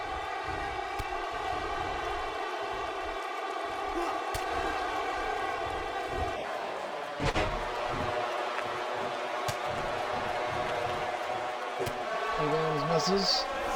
Spinorama forearm connects. Bams falls down. Lizman in control. And again, Bams is getting green barred in the early onset. So, folks, if you just now heard it, we've re-coordinated some things. Up next, it's our I beg your pardon. That was what we were originally meant to do. Up next, it's our EIF World Championship match. We'll go to the Iron Man for it. 30 minutes, falls count anywhere. Nexus Genesis trying to defeat Tripod. The winner will walk into the final scheduled World Championship match at EIF SummerSlam 12. And in fact, it's scheduled to be the final match of EIF, so Next Genesis, by the way, will pick the stipulation. Yeah, card is subject to change. Let's factor that in.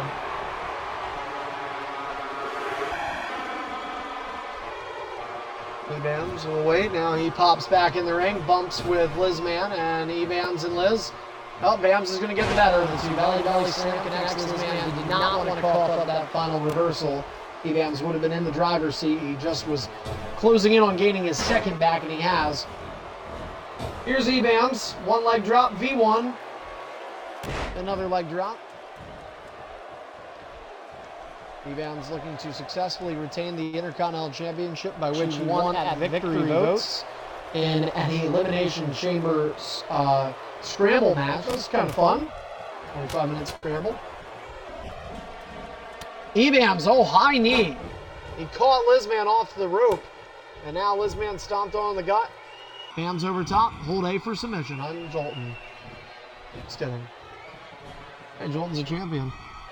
Evans, Jolton, NBC, and Tripod. Wow, that is a dysfunctional quadruplet, I should say, of champions.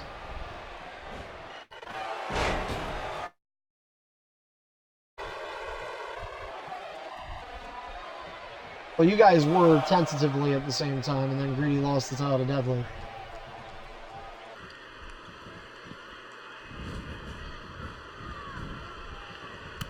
Evans with a nice clothesline.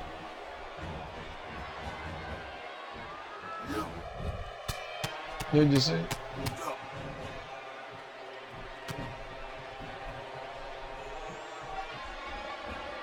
I would never know them. Oh, Rascal Flats, I know them. They're fucking terrible. I don't know.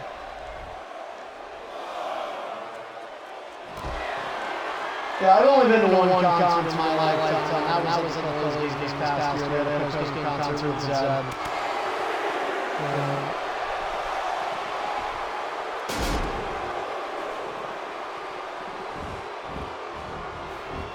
Why? I just fucking laughed. I don't know why you laughed, dude. Zed's like known. I mean, Zed. Z-E-D-D. You guys don't know that. Clarity, Stay the Night, The Middle.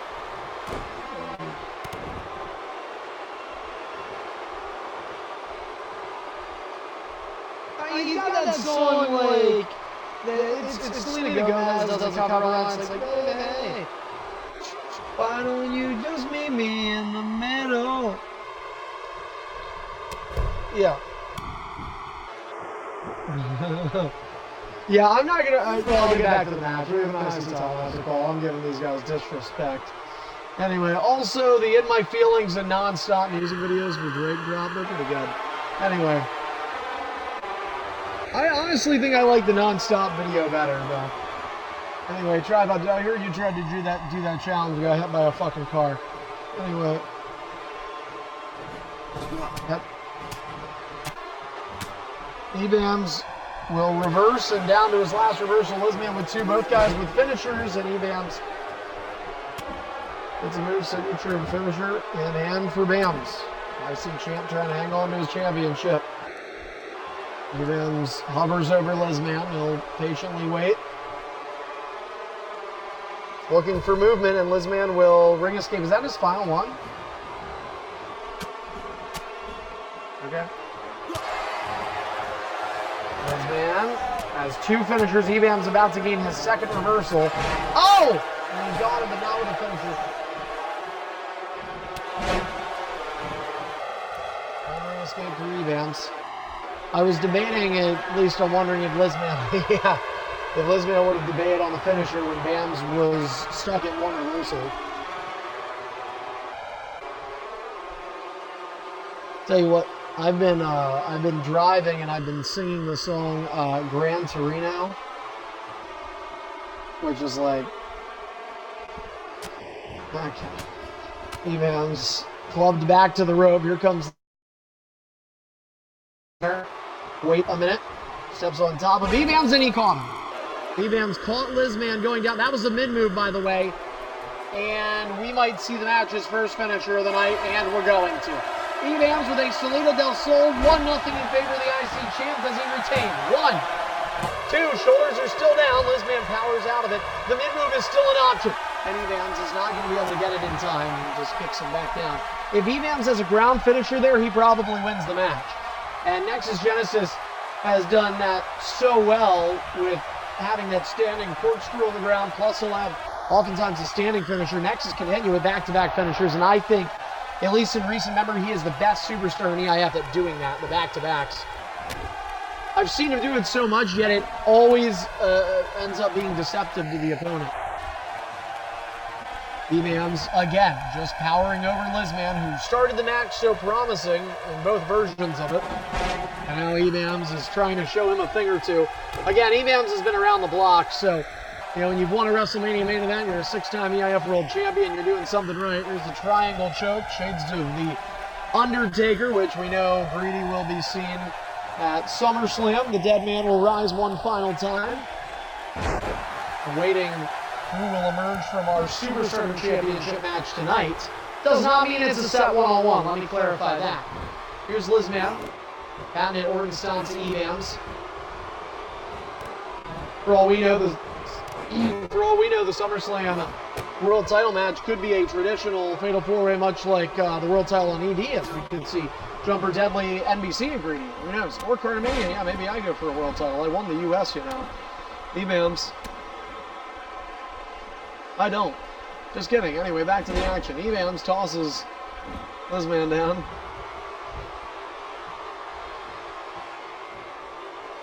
I could use a free agent pick if anybody would be willing to trade me one.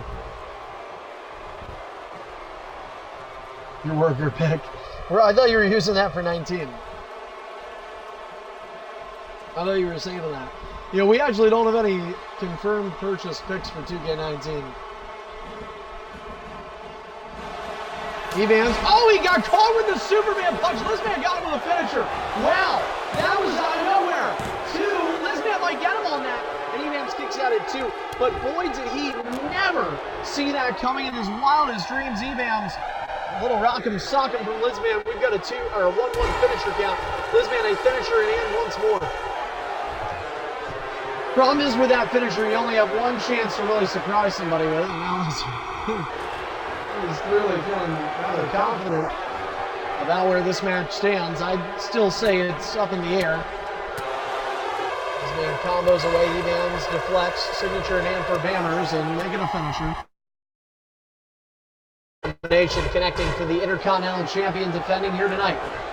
Jolton has one U.S. title defense set. Goldie Savage will look to use a rematch clause. It didn't go well the last time those two parties met in a one-on-one. And a dancing leg drop finisher from Evans.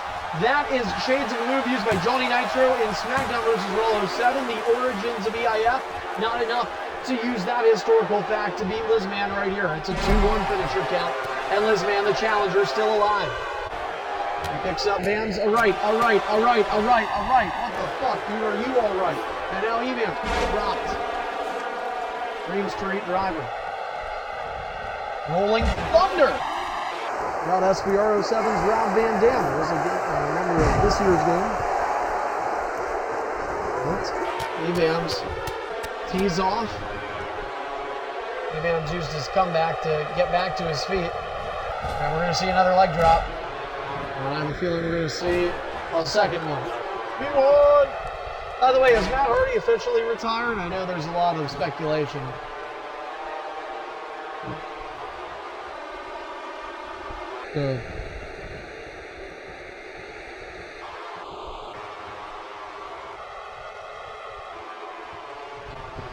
It's a shame. I really wish WWE would have fucking let the broken character work.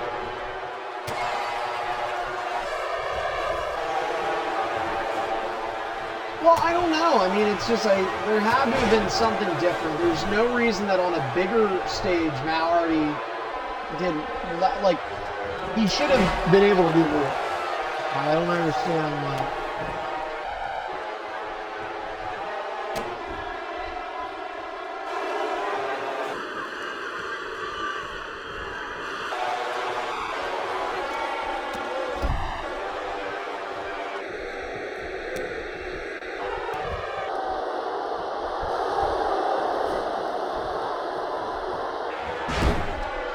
Meanwhile, a finisher reversal for rebounds. And he will be reversal. This man is out of reversals, and he's probably going to be, he'll wait here. No, he's not. Oh, Edam's got him still. 3-1 Edams.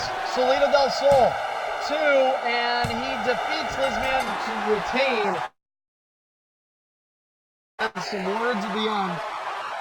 Lizman gave a challenge, and that Superman punch came out of nowhere, but Edams shows the experience of main eventing coming into hand. Lizman and Edams, perhaps there's another encounter down the road, but for now, the IC title remains around the waist of Banners.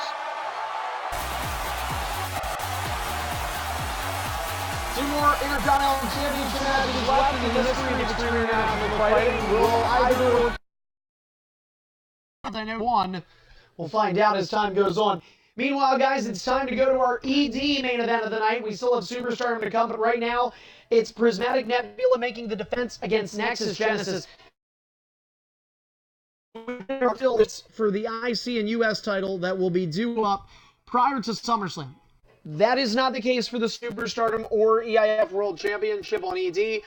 Whoever wins tonight, barring a money event, Superstar will be walking in with the championship. And so many times before in EIF's history, you want to be the guy at WrestleMania. You want to main event WrestleMania. Well, folks, I can tell you to these guys, this means just as much, maybe even more, to be the champion walking in to the final EIF pay-per-view on the 11-year, 6-month anniversary of Extreme International Fighting, Saturday, August 18th.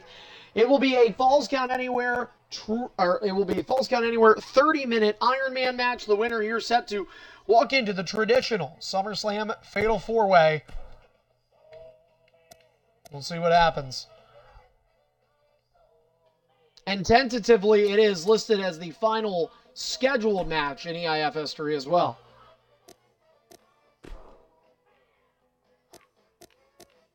Fuck yeah.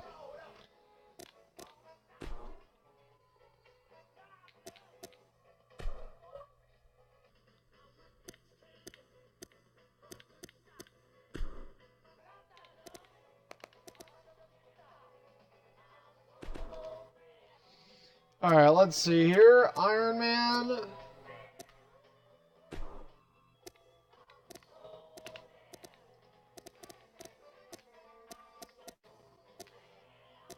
We will be turning rope break off. Ring out count will be off. The Falls Count Anywhere stipulation is on, and our time limit tonight, a 30-minute match between Nexus and Drive Out. These guys love timed matches.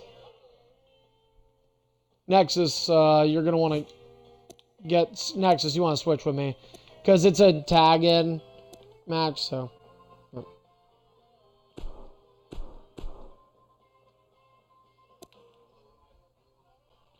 not necessarily true. Remember, these two along with Midnight were so close to being evenly matched in those finisher counts. It ended up being 2-2-0 in a 30-minute match, the triple threat style. Tribod, go ahead and ready up. No worries. And after this, guys, while I know this is turning into quite the long event, you at least know what you're getting in this match in terms of time, 30 minutes. The other thing is, don't forget, like I said, Deadly Gamer, Jumper Magnum, and NBC Master are set to main event the stage tonight. This will be the final time on a special event, X-Event / pay-per-view, that Superstardom will go on last. So, three guys who have been in the thick of things for quite some time.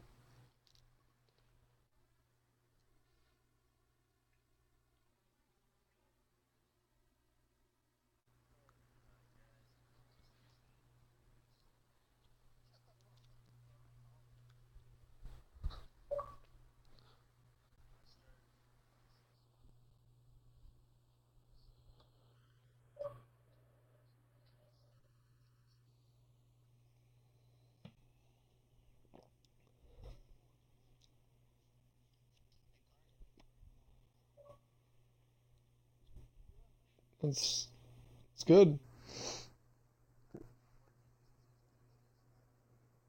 Wow, that's fucking tough. Oh my god.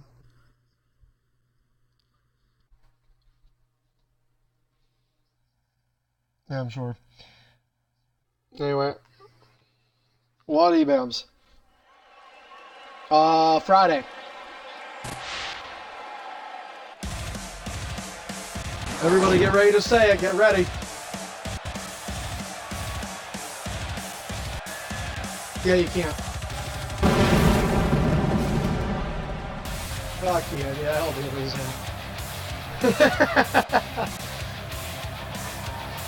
The following contest is the first. He just walked through a fucking fan. This is the first of two doubleheader main events of the evening. This is a 30-minute Falls Count Anywhere Iron Man match. It is for the EIF World Championship. Introducing first the challenger from New York, Nexus, Tennessee. Nexus has 6 EIF World Championship reigns, the last one the shortest, all of about 30-some minutes.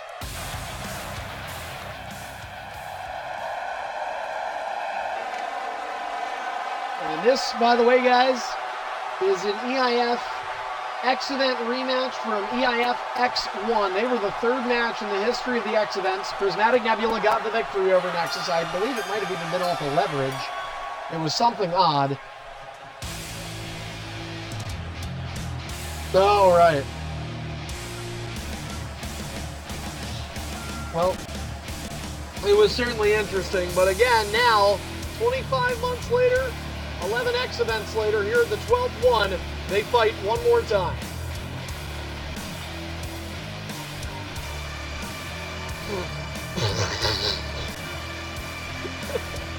Good night, Tommy. All right. And introducing his opponent from St. Louis, Missouri, he is the current reigning and defending EIF World Champion, Prismatic Nebula. Prismatic Nebula, better known as Tripod. It's funny because his original gamer tag with Prismatic Nebula when coming into EIF, he wasn't even Tripod for that long, but yet it's stuck with him. Perhaps less syllables makes it easier. Tripod, a now 3-time EIF World Champion, and tonight we've talked about the fact that he's a World Champion, and that means so much to Tripod. We've talked about the fact that he and Nexus Genesis competed at the first X event. Another fact we have to consider tonight, Tripod, the all-time matches leader. It is confirmed now, DZ cannot beat Tripod, even if he showed up at every remaining show and Tripod did not. Tripod will forever remain this league's all-time matches played leader, and tonight is number 700 in the career of Prismatic Nebula. His 700th Extreme International Fighting Contest. No contests, draws, wins, losses are all factored in there, but that's a lot to just keep track of in general. And hashtag you've got to be kidding me. Well, I will say this, there was paint tool, that's one factor to look at. The other one is James Arcoffa was in the match, and you know what?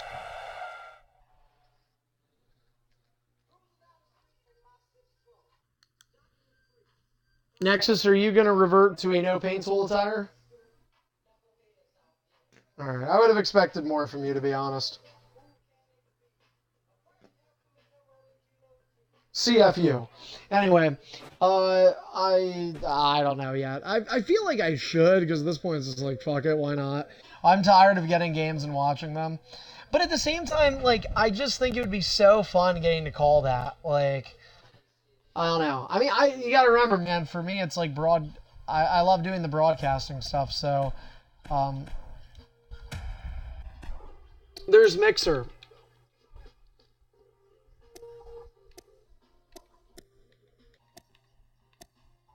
Oh, that would be awesome. Yeah, I mean, look, okay, hold on. By the way, guys, I'm just setting up the rules again, so.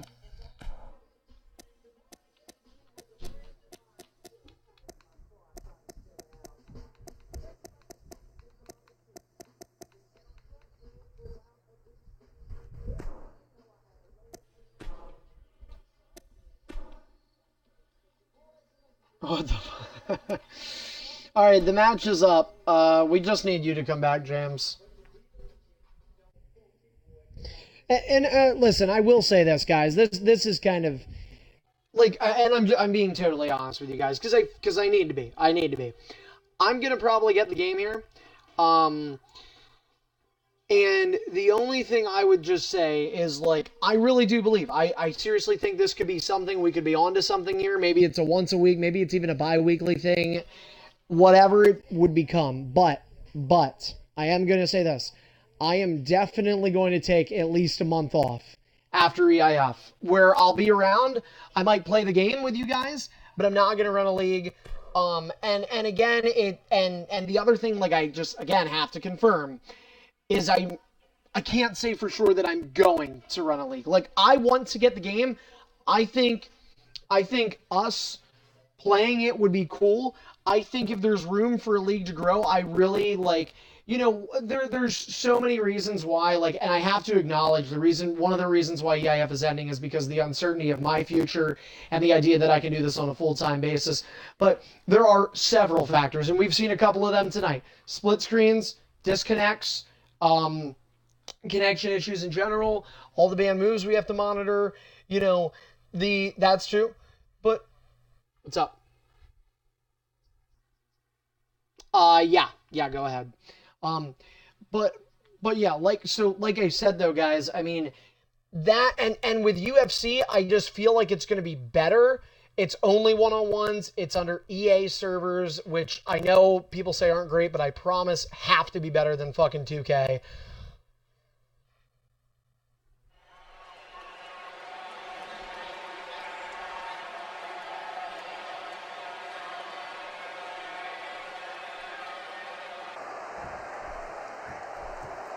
All right, here we go. Go ahead. World title match is underway. James, stop. Come on, man. Why are you fucking doing that? I'm sure it was, dude. Fucking suck my dick on your phone. If you guys listen, Tripod Nexus, I see it's really fucking bad. If you guys want to try again, the only thing we could do is without James. That's the only thing we could try it with.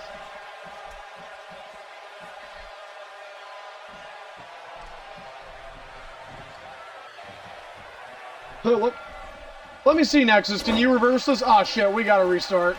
Fucking.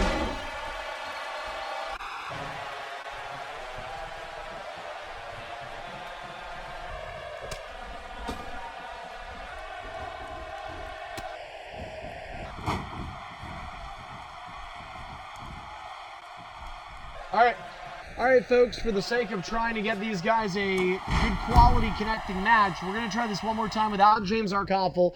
The entrances have already been done, so James is not a necessity for this matchup. We apologize for the continued delays. Obviously, tonight is dragging a bit, but you know what? We're going to do what we can. What?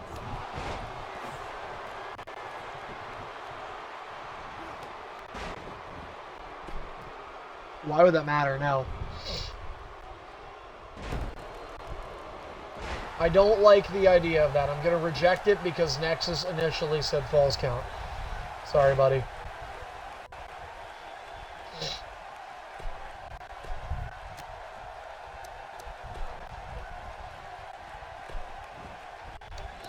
I'm okay. Yes. Like, here, hold on. Let me just... Yeah, I'm getting... Hold on one second. Let me just, like, set this up. I will say, guys, I've noticed, like... Well, that's the thing, too, yeah. Oh, wait. Ring out count, no count. Falls count anywhere on. 30. Rope break off. Rope break is off. I'm going to tell you guys that before the match, so it's not coaching. Alright. Yep, rope break is off, so. Okay. Yeah, no, like I was saying, though, I mean, just the only thing that I need to tell people is, you know, look, it's possible game, or, well, not everybody, but, like, the people that get the game get it. We're all playing it, and then we just decide, hey, we're never going to do a league on this. You guys just now own it for entertainment purposes, which I still think, dude, it's a $25 game, and you know, it's not a fucking arcade game. Like, you know, yeah, for some people, free, I guess. I mean, you game share, you know, make it easier, but it's really not a lot. We're not asking people to buy UFC 4 or 3, whatever the fuck it is, UFC 4 when it comes out in February. But we might if we like this game enough and we think there's a future for this. But, you know, it really just does depend. It totally depends on what I end up doing in life. It's a big part of it. You know, it just depends. I said this. I said this on Twitter when I posted a note to the EIF universe, if you want to call you guys that. Like, you know, I've sacrificed a lot for EIF over the years, and I think now it's time to sacrifice EIF for something else. And when I say that, I don't mean sacrifice it for UFC. Oh, it's much better. That's all right. You're okay. It's part of that. Look at that. That's way cleaner, right? I think so. You guys let me know.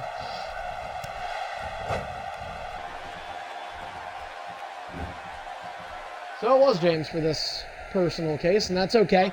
Anyway, guys, we are immediately underway. You notice Nexus tried to take advantage there. That is because the timer is on. Pay attention to the top right corner of your screens, folks. Under 30 minutes, they do not have to ask for time. You do not have to ask for time. It is provided for you.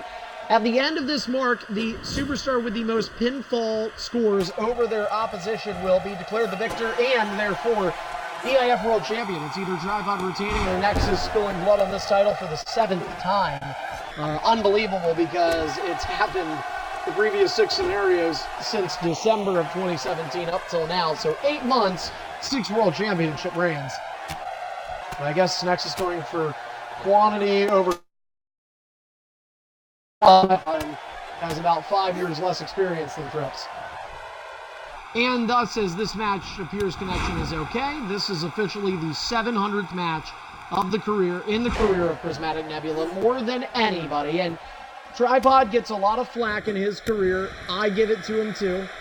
And, you know, again, let's just keep rolling with the commonality. He's a controversial superstar, a polarizing figure in EIF history. He also has the most suspensions all time among EIF superstars. I mean, he's a violator and he's a tough guy to deal with at times. But 700 matches, and I think of so many greats. There are obviously the people in the modern era of EIF that you could think of, but you can also look to the past, whether it be recent or far. Brutality, Hostile, GTA, Flip, Raymond and Anthony, Legend Killer DDD, Hybridmaniac, Ratlock, Greedy in the modern day. DZ, you know, so many guys, Icon of MES, you know, and the list really does go on and on and on and on. And Tripod has outlasted all of those guys in terms of dedication. And 700 matches, Tripod this summer, he's a little past 7 years of service in EIF. He's averaging practically 100 matches a year. And when you just think about that, 52 weeks, you have to factor in we're also usually off. Usually, I would say, on average, 5 or 6 weeks a year, because we do 2 breaks, the Christmas break and the 2K break for the new game. So just say 6 weeks. Minus the 52, now you're down to 46 weeks. Tripod has about 100 matches per 46 weeks. You figure ED Superstardom, he's showing up to 2 shows a week. That dedication is something that I do greatly appreciate. There are things that I don't about him, but that's something that is a positive. We are past 3 minutes in, and I know there hasn't been a whole lot of play-by-play here, but with a match like this, you can kind of get into the storytelling narrative until we get down to the nitty-gritty of the minutes here. Nexus with a reversal, a finisher in for Tripod, and Nexus might follow it up. A big airplane spin head scissor down, and he's a move or 2 away from getting a finisher. I say move or 2, that would be 1, this will be the 2nd. And it comes to fruition. Nexus with a finisher in hand. Nexus, Midnight, and Tripod all competed in a 30-minute Iron Man match in which Nexus and Midnight struck 2 falls apiece. Tripod had 0. That was his 2nd World Championship ring, and that's how that one ended. First one was a year ago, a count-out loss to Master Beam.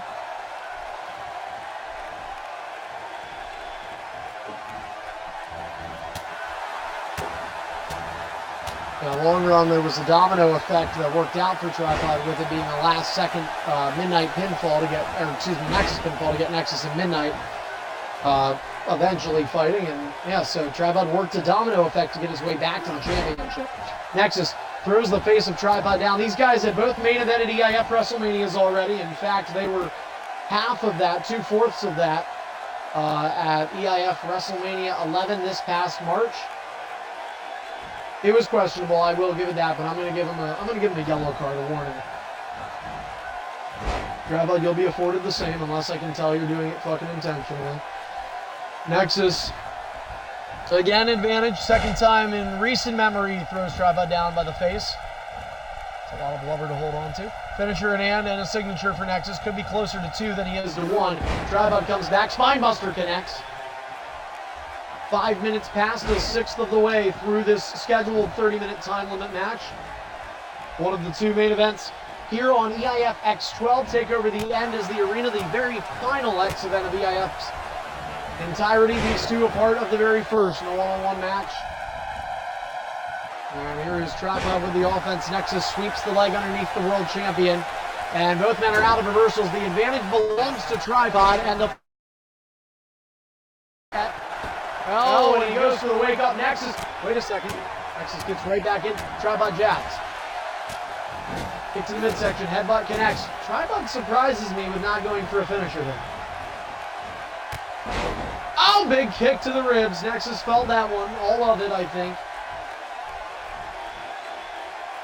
We might be having some connecting issues in our party right now, so I'm a little worried I don't want to do anything because these guys are trying to get things going here.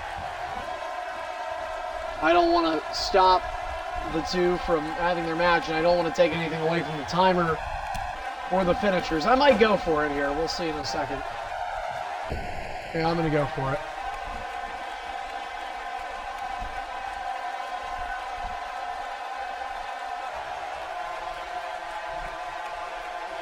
Time to try and invite Nexus, Genesis, and Tripod. Alright, yeah, sorry, we had some connection issues. I think on that, to sacrifice a few seconds here. Tripod's going to get clean entry. I think that's the right thing to do. But again, a few seconds are coming off the clock.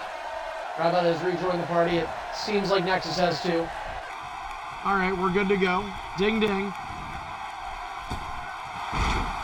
Oh, Nexus got him with the moonsault. And what will be interesting is if this match is very close and at the end, those 2 both, I'm glad they did it, but in hindsight now, they probably gave up about close to 20 seconds of the match there to reconnect. At least 15 seconds, I would think. The sling blade connects for Nexus.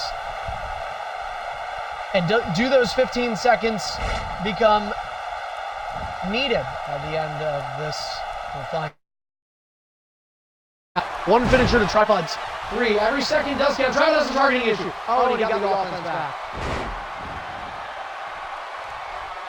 It's going to be a factor in this triple threat, guys, and I'm sorry to do that to you, but we have to admit the connection is significantly better. I would take the targeting problems with this connection over what we just had. Discus clothesline, and both superstars are in agreement, so there we go. Tripod on top of Nexus. This move, which is so popular and annoying at the same time, but it's going to come into play in the later stages of this match. Mark my words, with under 5 minutes to go, with one of these guys having a lead, they're going to do that move. It's a long move. In multi-mans, it's unbreakable. It doesn't really matter here. That point is a moot one, but it just goes downstairs on trips. Calls himself Chris Family. And he's going to run into a knee from the EIF World Champion. Tripod has, surprisingly, through 8 minutes and change, been neck and neck. In fact, perhaps Nexus superior in the match by far. And here's Nexus, though, with a finisher. He got a last-second pinfall in the triple threat between these 2 at midnight. And he gets one inside the 9-minute mark. Here, and then Tripod responds with a finisher of his own right at Nexus. A chance to tie it seconds later. Rope break is not on in this match. And it's in this match for sure. Tripod with another finisher. Oh, that's Nexus. That is a page out of Nexus playbook. I commented on it during the IC title match, and we're knotted up at 1. Tribod gets reversed. Nexus with a kick to the head. All of a sudden, wow, did this speed pick up? Finisher for Nexus. It's Roxy to WrestleMania 29. 1, 2, and Tribod kicks out this time. In the span of less than a minute, we had 4 finishers just hit. Tribod from Tribod backs Nexus up into the corner. Oh, here comes the big boy. Oh! And Badass is feeling it. Nexus Genesis on Dream Street. I hadn't seen that move before. Inverted arm hook DDT. Nexus will use comeback. That is probably not the best time to do it. And to make matters worse, look at Tribod take a long move. Tribod even said it right there. He had 20 other minutes you could do it. Quote from the world champion. Headbutt misses. Nexus with a reversal down to 1. Tribod down to 1 as well. 2. Finisher team for Tribod and is rolled out, and Nexus is going to go out as well. Tribod will try to get his best camera angle here. And Nexus will walk around here around this stuff. It is false count anywhere, and disqualification is off, so the weapon usage in this match is legal. We get to see any weapons tonight. Now we do. A steel chair is introduced. Tribod missed it. What the hell? His leg got caught. The chair caught the leg of Tribod and attacking the lower part of the body. It catches dumb fuck. Van Daminator connects. Never do that and take him out. Nexus Genesis. You can see his next performance tomorrow morning. He's working half a shift at Panera Bread in New York. Chair is wedged into the corner. As we've eclipsed a third of the way through this match, reverse Irish whip. Nexus goes headfirst, and the chair through the uprights at Giant Stadium. Right in Nexus's backyard. He can't afford a damn ticket there, don't get me wrong. I'm just pointing this out for geographical purposes. Tribod from the gut up. Barber Wrestling, EIF arrives 2019 PS4. Anyway, Tribod with the Brock Lesnar move. Heavy cross elbows. Trying to expose a wound. And in UFC gameplay, I believe we would see blood in that situation.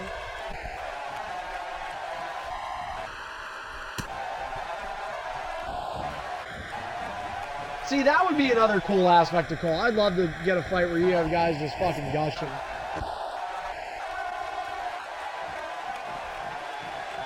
Nexus Genesis, watch out. Tribod, take a look at this view. Pile driver on the outside. It was on the steps to midnight for me-mans at WrestleMania. That did not look good. Finishers illegal out there. Falls count anywhere. Nexus is in the barricade. And here comes Tribod. He's not done yet. Nexus, Uranagi on the barricade. Yeah, they are. And Tribod's going to drag Nexus. Referee is outside. Now, this got a pinfall and gave Tribod the win in their match 2+ years ago at the first X event. Nexus is going to turn the tables. Tribod gets thrown into the barricade. Nexus with the finisher. Here we go. Through the barricade and shades of X1 here tonight.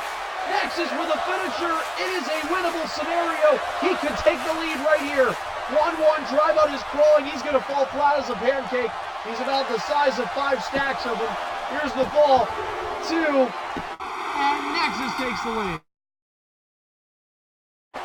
10 to go. What a move. OMG. Lived by the moment. Nexus with a cutthroat taunt. Tribod is in agonizing pain after delivering some to Nexus, and now a fireman's carry reversal. A barricade prompted down in the lower right corner of your screen. Thanks to Nexus Genesis, it is all legal. I just froze for a second. Tribod now going to be tossed. Oh, his fat fuck. That was nearly an OMG moment with the ring breaking. Tribod tosses Nexus. That's a fat joke, by the way. Referee stays outside. I'll have to run back in when he has the chance. Tribod wants to tie this up as quick as possible, much like he did in the last fall. And Tribod, what is he thinking now? Well, we saw him pile drive Nexus. I don't know what Tribod is doing. Oh, I know what he's doing now. Never mind. Pop-up power bomb on the apron. It's not a finisher, but it's damn painful and it's effective. Tribod still down by 1, but these two Falls count anywhere. The fall and the fight can go anywhere in this arena. It certainly has so far. Now Tripod hanging over the barricade. What next? Nexus out of our camera, then just drives a knee through Tripod. And now trips, literally tripping Nexus. Back and forth exchange between the champion and the challenger. They play bumper cars. Tripod lost that battle. He's out of reversals and he might just run in the ring. And he's going to. Nexus could grab the feet. He does not. Tripod gets Nexus. Smart to not do a finisher. That would have been an illegal circumstance. Off immediate ring entry, one of the latest rules added to the EIF playbook of 200 plus. It would have been a free finisher, and it would have been a pinnable opportunity for Nexus, who is going to be Irish whipped. And what sort of victimizing the Tripod attempt now? How about this? How about leverage pin? Referee, get your ass in there. Nexus might cheese him. Nexus might cheese him. About to hit the midway point of the match. 15 minutes and Tripod kicks out at 1. Tripod with a finisher. Past the midway point of the match, Tripod has a chance to even the score at 2. Shoulders are down. 1, 2, and Nexus gets out again. Clean stall. It is clean, and Tripod has him with another finisher. It's back-to-back, knee to the chin, into the pin combination. 14.5 minutes to go. The score is 2-2. Ref signals for the bell yet again, and Tripod falls to a knee, giving the challenger the advantage in a big DDT, spiking Tripod's head into the canvas. He'll use, I believe, his first ring escape of the match. Or second, never mind. There is something wrong with my controller. Like Seth Rollins is frozen. You guys see that? I'm literally frozen. Never mind. I'm good now. I was literally fucking frozen.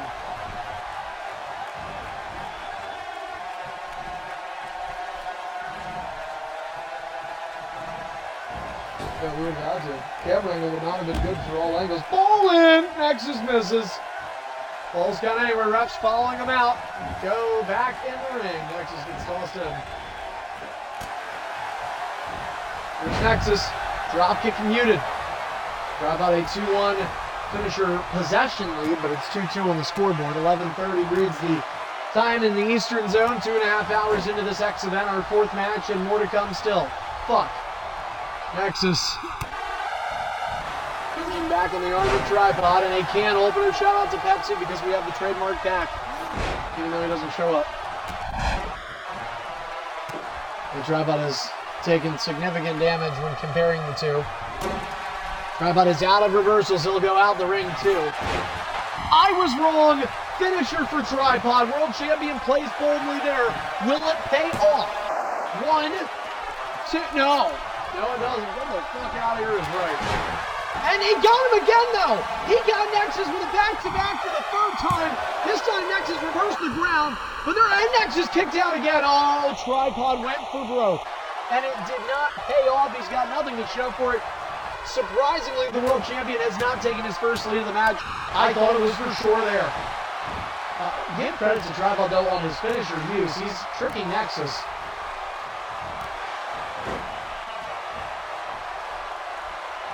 Glad I could teach you. And now,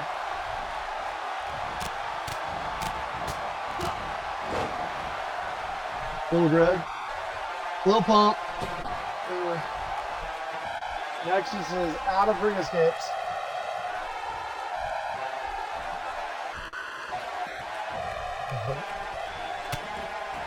No, Tripod's why I oughta. Nexus takes advantage. Beaten up across the ropes, and now he'll be down. That is his final ring escape, and both men are out of a very vital tool that could certainly be used. And they still have 11.5 minutes to go. That's a significant amount of time. No ring out count in a false count anywhere match. Tripod looks under the ring. We saw a chair come into play earlier. The baseball bat introduced for a second. Does Tripod go for it? He does not for now. The steps. Ball in! You missed again, you fuck. And here comes Tripod. Oh, the steel steps to the face. Nexus says I deserve it. There's that reversal. Tripod uses the ground strike reversal. Not often wise. There is neither. 11 minutes to go. RK no says triple chin.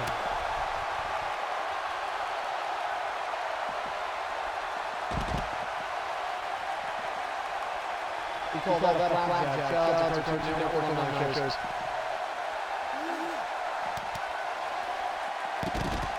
Fucking terrible, dude. Backbreaker connects for Tripod.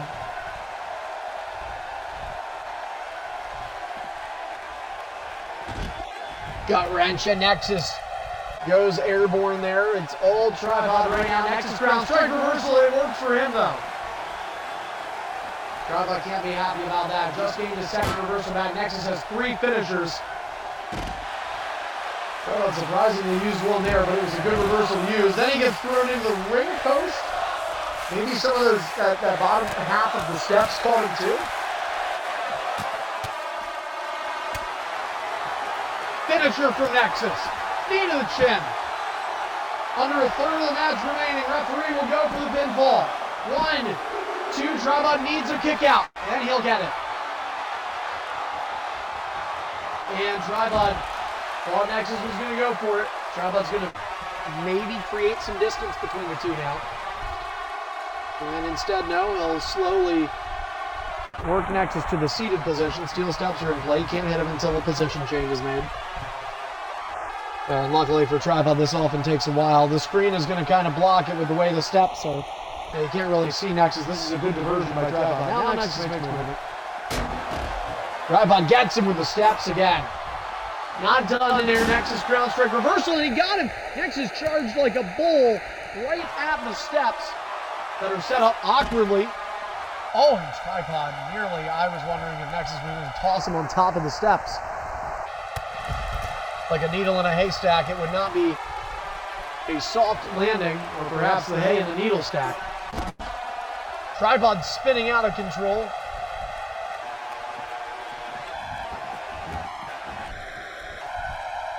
Alright, that's why I fucking got it, and I had to change it. I realize that now. And I'm sorry. So far, it has been our match of the night, I would say, without question. Tripod Nexus putting on a good show. Tripod this year has, you know, his quantity of matches has actually balanced with the quality of them. He had a terrific WrestleMania match with Nexus as part of that ED World title main event. He had Midnight Mayflower back at Hardcore Sacrifice in the original EIF Arena back in June. Terrific match there. The Midnight and Nexus, the triple threat recently at Victory Votes. Also very entertaining. Tripod brings Nexus up and a headbutt connects. Nexus goes to the rope. Tripod has been using these maneuvers quite a bit in this match. Under 8 minutes remaining, we are locked at 2. Nexus will drop, trips on his back. Finisher reversed. Tripod reversed what would have been a stolen finisher. That would have been incredibly difficult for Tripod to kick out to. Those move thieves. They hurt you. Nexus reverses Tripod. He might go for it again, and instead he'll go airplane spin mode. Second by second, ticking off the clock. Nexus and Tripod's game strategy will have to change, I imagine, as the minutes go on. Tripod, oh, he kept the offense. Tripod has played a bold match.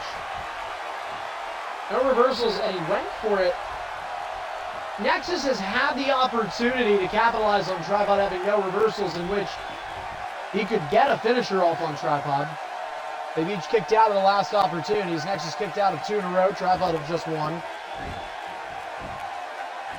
He gains his reversal back and will reset the position with Nexus from a knee. Brings him up and a boot to the chin, or at least side of the face. One title changed hands tonight. That was the U.S. Goldie Savage lost it to Jolton in a 5-man. The other remained in the hands of Ebams after a successful retain over Lizman. This one the tiebreaker. Here comes Nexus with a finisher, and he got it. Referee is going to run in. Tripod has 2 finishers, going to use one to get out of this. 1, 2, and Tripod. 6, 20 mark now. Tripod says he'll take a health reset, and we'll see. He's down by 1 now. This is where the next finisher is incredibly important. either it's a tie game or Tripod, well, I shouldn't say the next finisher, the next pinfall. It's either a tie game or Tripod goes down by 2, and with just about under 6 minutes to go, that's going to be tough. He's going to go for the finisher and gets it. Just under 6 to go, Tripod can tie it with a whole heck of a lot of time remaining. Here we go. Nexus' 3rd consecutive pin to try and kick out, and he does. Tripod gets an insecurity to keep Nexus honest. 2 finishers in hand, and now Tripod is having a tough time pinning Nexus Genesis. It has been a challenge for many that have fought this guy. One of the best in EIF at kicking out. Tripod is going to use a finisher here. Yes, it is. Tripod, finisher, falls count anywhere. That's quite literal. In OMG moment, Nexus used the pin. Tripod, the referee comes outside to get a good view. 1, 2, 5, 10 to go. Nexus kicked out again. And Tripod's starting to breathe a little heavier. Wow, I didn't think he was getting out of that. My goodness, Nexus Genesis can kill some time now. Under 5 minutes to go. I said maybe the next finisher would be big. Tripod just hit 2 in a row. 4 consecutive pinfall attempts for Tripod. Nexus has kicked out of all of them. And here he comes, dropping the hammer down on Trips, who's down 3 falls to 2. It has been a terrific match, highlighted by the resiliency of the challenger, who could be the champion in a matter of less than 5 minutes.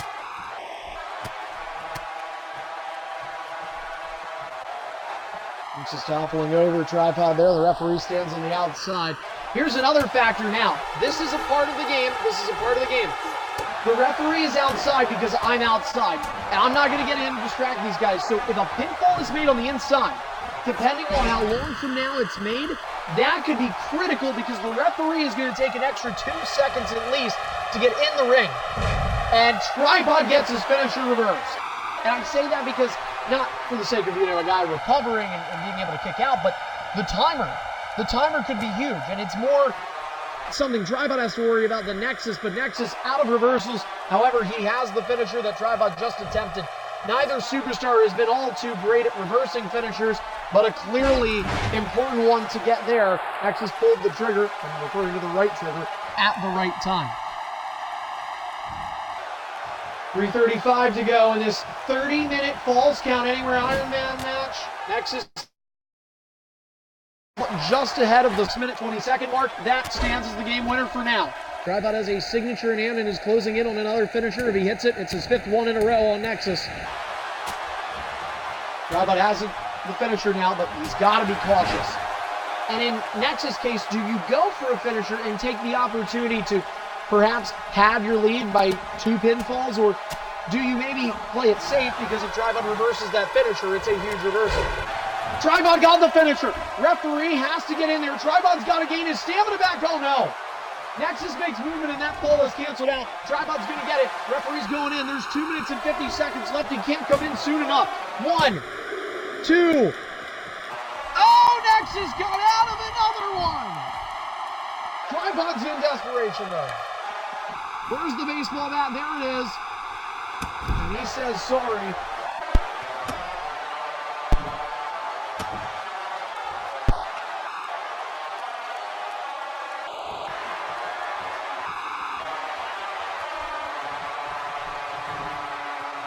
Tripod, the advantage to him. Nexus, not so much.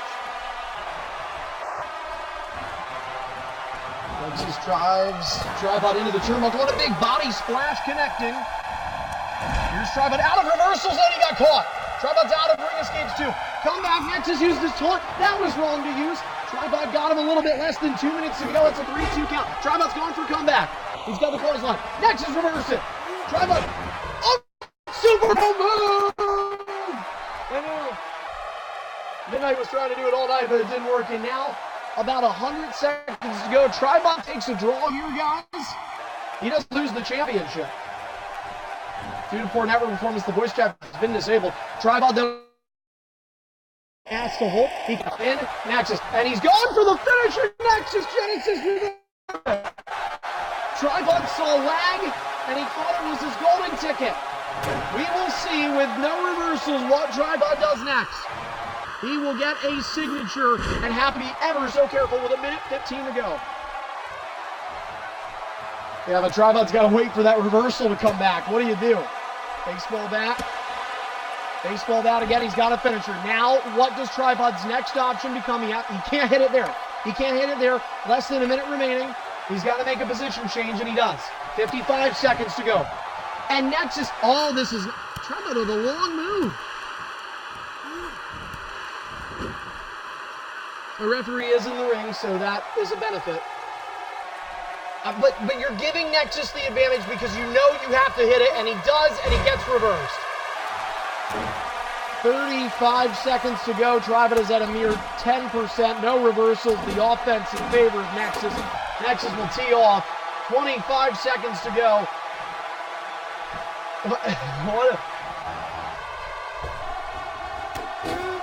Nexus with a big boot. Guys, 15 seconds to go. The resiliency of one Nexus Genesis. How about an insult to injury? Let's see here. Will tripod kick out? 1, 2, and no. 4-2.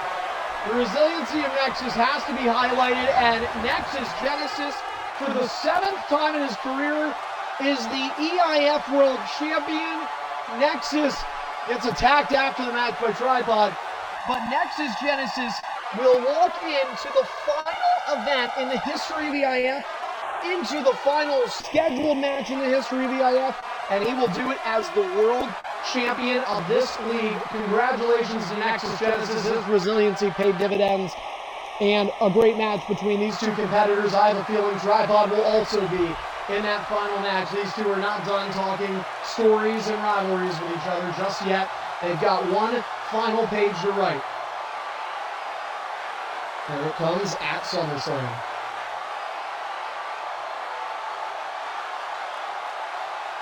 So we are hearing silence. Nobody appears to be cashing in, I guess.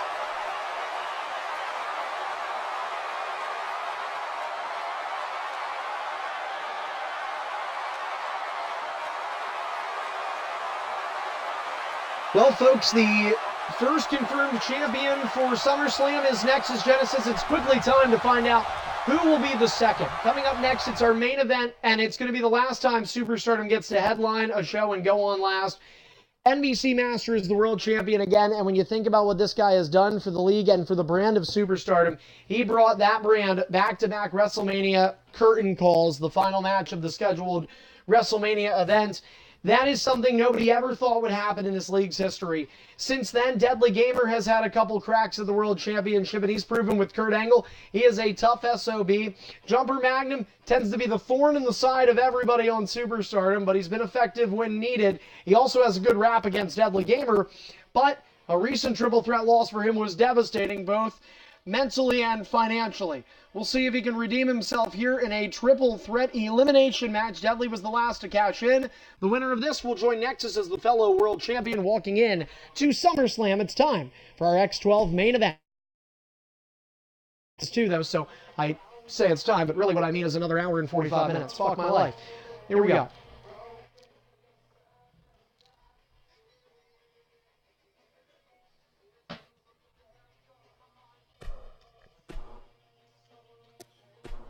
Why? No. Okay. Hey, congrats, Nexus. Alright, I'm gonna have to kick Deadly and invite him back. Yeah, Jesus. That was...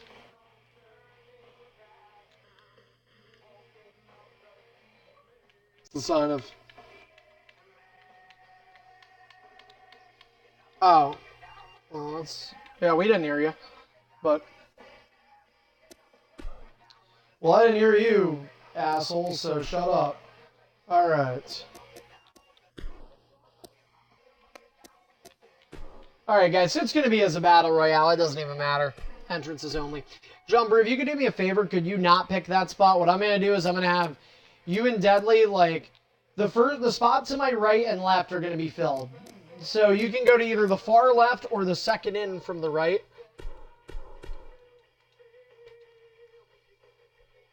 So Deadly, don't do that spot. That's what I mean. Like, Deadly, go to the far left. And don't, well, I guess for entrances if you want to use paint tool, but think about who we're...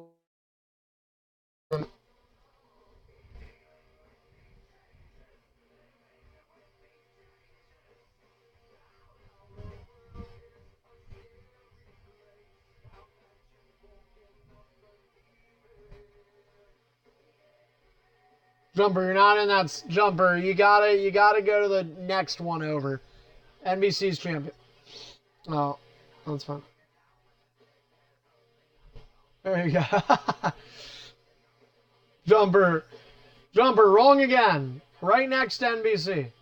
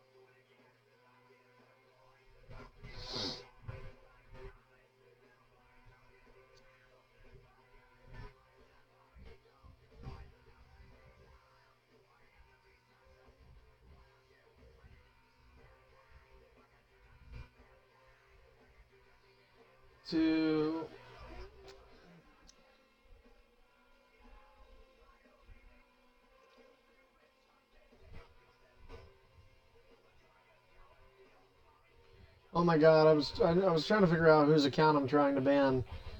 Keep seeing that fucking Fortnite shit pop up. Now, James, are you shit your pants or something, dudes?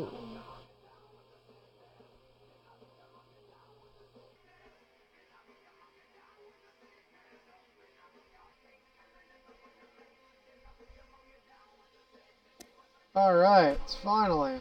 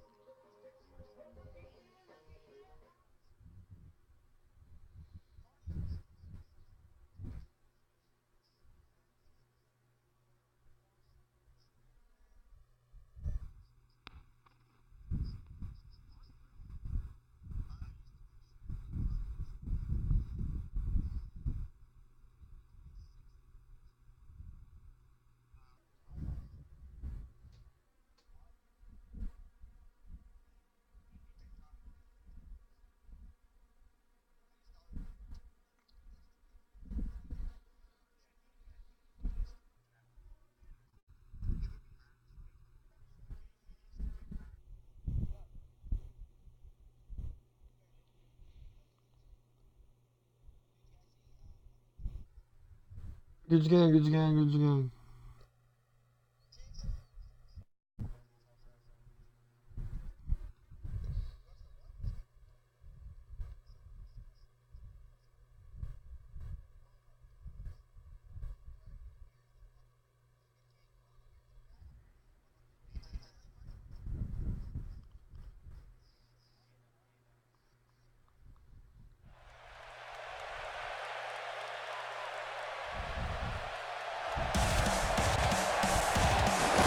I know, but I like the stage and stuff.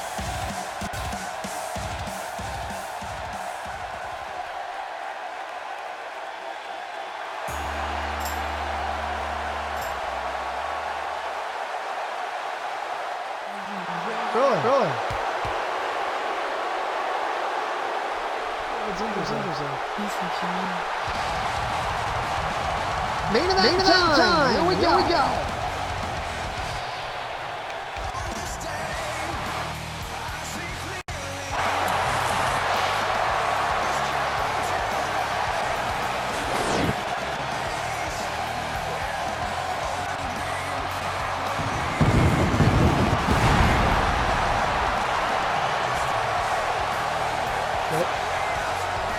The following contest is your main event of the evening. This is a triple threat elimination match for the EIF Super Stardom Championship. Introducing the challengers first in the ring from Australia, representing the Rated R Superstar Edge. This is Jumper the Magnet. Jumper getting set for an opportunity to win the Superstar Championship for the third time in his career. It's been a while since his last. He won the last one in late October.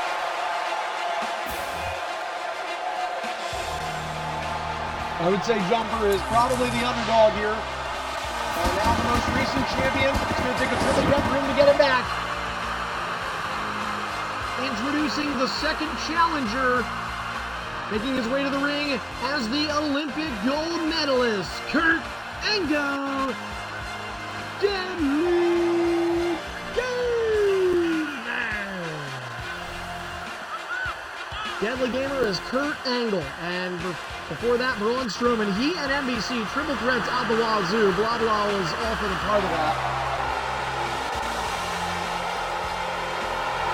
Deadly Gamer has had tremendous success. You know, it's a shame when you look at the way EIF is unfortunately coming to a close in just a couple weeks here, because Deadly is a guy that, you look at right now, you look at his projection, really, boy, did he take off in 2K18 for debuting a year and a half ago. This is a guy that, had EIF went on another year or two or more, he would be one of those next anchors. He would be one of those guys, the Midnights, the Nexuses, the NBCs of the world.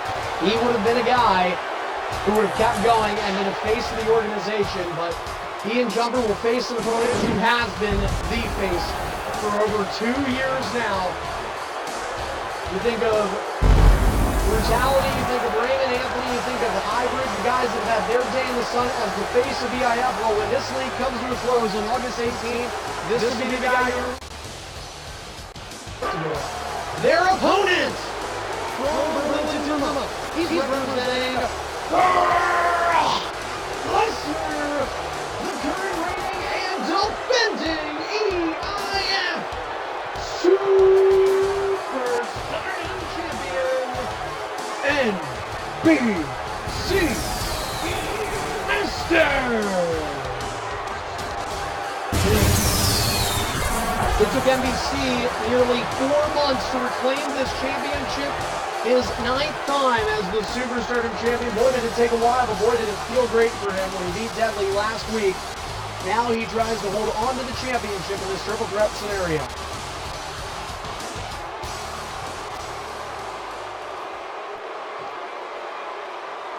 Yes, submission and pinfall are viable options here, and that is where Jumper may fall short. And again, guys, we're going to go ahead and remake this, so no need to worry about the connection for now.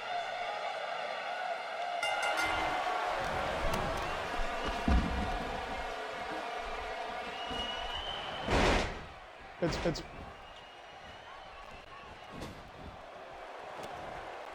What do you mean generic stuff?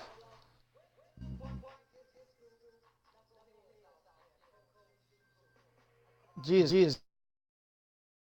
You really know your fucking W. Oh, damn.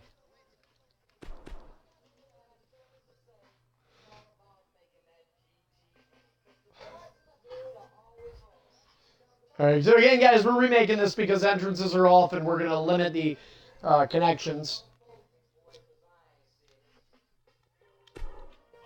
Oh, that is true. And I don't know where you got that information from, Deadly, but that's what makes you a good sports journalist. That is the good one to use. That was a good one. You think about it, Deadly gave you one. See, I told you, it happens at least once a show. You get something. Yeah, but that was a good one right there. That was definitely a good one.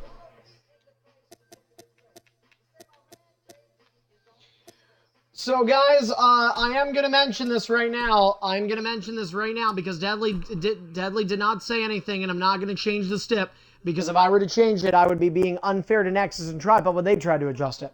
Deadly said he wanted it to be a triple threat elimination, so disqualification is on in this match. So, all right. Jumper, the match is up, so we are only awaiting on you for now, which is fine, Don't forget, folks, first off, we thank everybody who's staying with us. This is obviously an extremely lengthy show tonight, but we will At the end of this, give you our signature outro. We've got again in last Superstardom, and we will find out who our new Superstardom champion is. Or perhaps NBC is still the champion.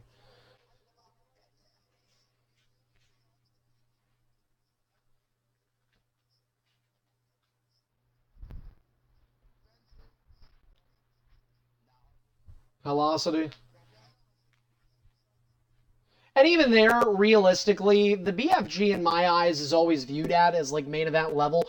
The only reason why it's done as the opener is because you don't know how long it's going to be.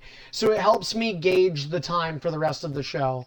Like, yeah, like I personally view that as more times than not. And it's not always true because Hostile swept Aaron in the span of like less than 30 minutes. But more times than not, the more, yeah, well, more, like I was saying, you know, more times than not, more times than not, it ends up being the longest match of a show. You've got to fact, Deadly and Greedy fought for like an hour and 20 minutes. It's gonna happen, dude. All due respect, these are normal Jumper, like, lags. I'm sorry, Jumper, I'm just being honest. Like, it's always like this. So, anyway. Can I what?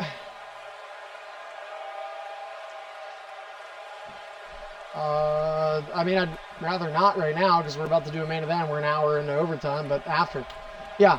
Or maybe I'll do it during in a second. Okay, anyway, it's main event time. NBC champion, are you ready?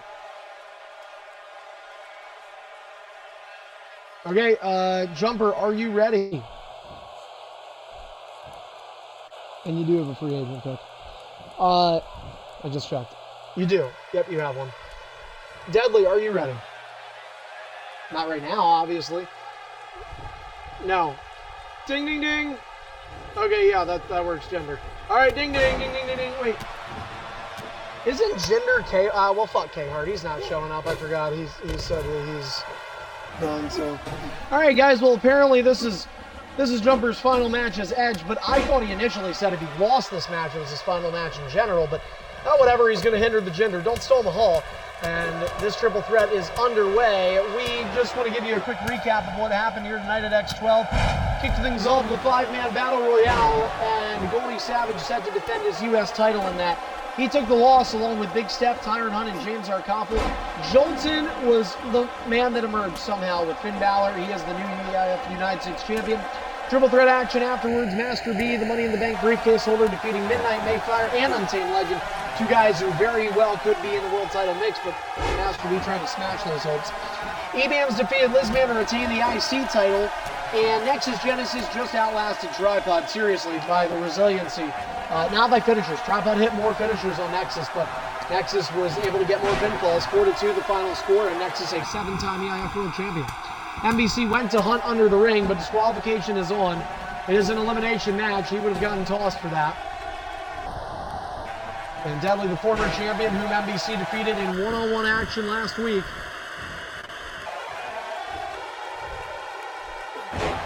NBC, again, getting that win last week. That was on the 1st of August, so really not all that long ago. In fact, just 4 nights. So could be a short reign. I believe it would be NBC's shortest. Elbow and a clothesline misses, and here comes Jumper.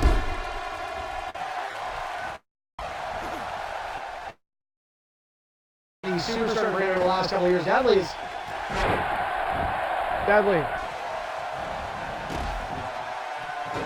Yeah, hold on. Let's see if he's connecting.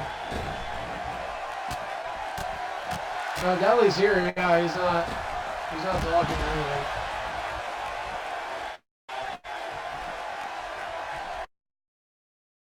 There's no talent.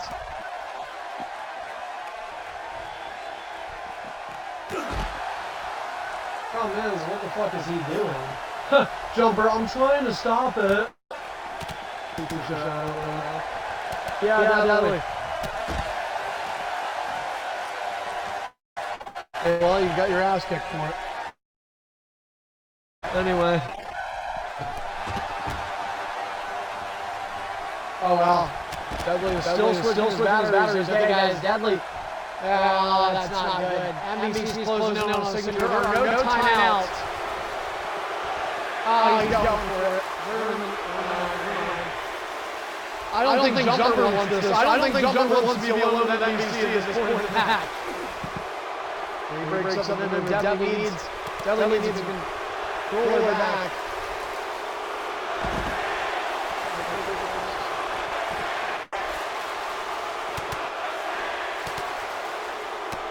And Dudley apparently is Jumper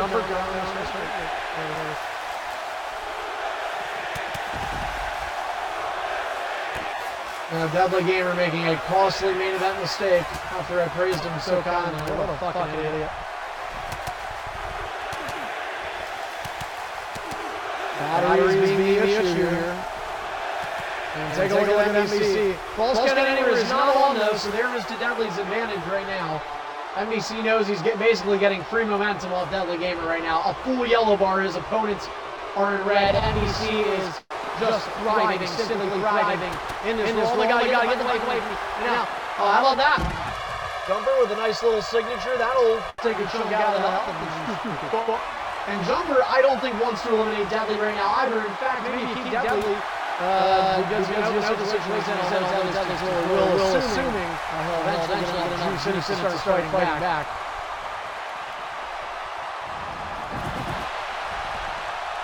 As long as it stays outside, he is in safety territory. Very nice clothesline connects for Jumper Magnum. Steps. Oh yeah, Divas was on. My goodness. Imagine that. Jumper gets Jumper gets DQ'd and that Dudley can't play. NBC wins. No, I know. I'm using that as an example though of like just imagine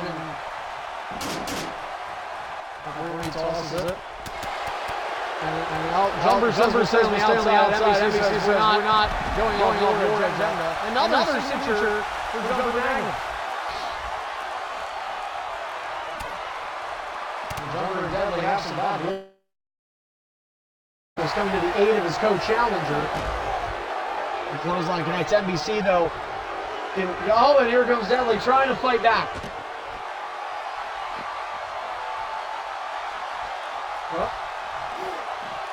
NBC will talk. Dudley is not in a good place.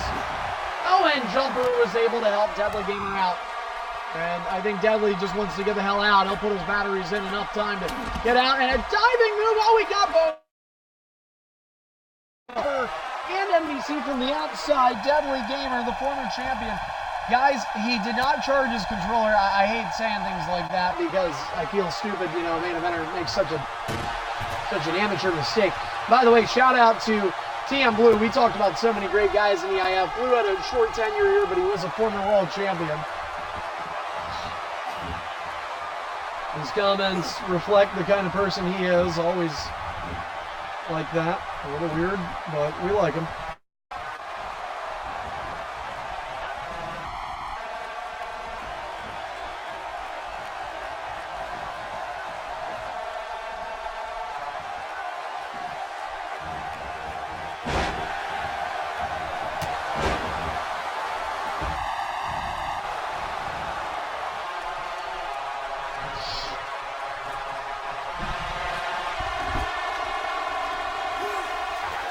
NBC misses. Target stays on Dudley. Signature finisher in hand. Jumper has two finishers because he had two signatures on NBC. Just two well-timed signatures from Jumper.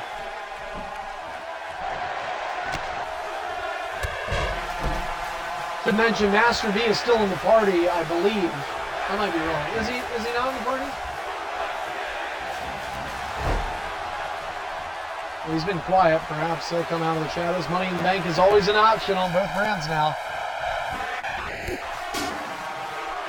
Oh, NBC just got speared onto the steel steps on the outside. And Dudley just came in and moved. Oh, he moved.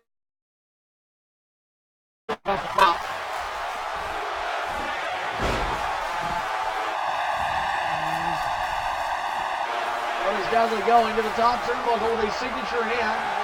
have a top signature, does he? He does, never mind, moonsault. Let me see. Banks out. NBC's coming through Denver, I believe. Tosses him in. And NBC is going to stay put, I believe. For now, no. Here comes the champion. Does not come back. Green light.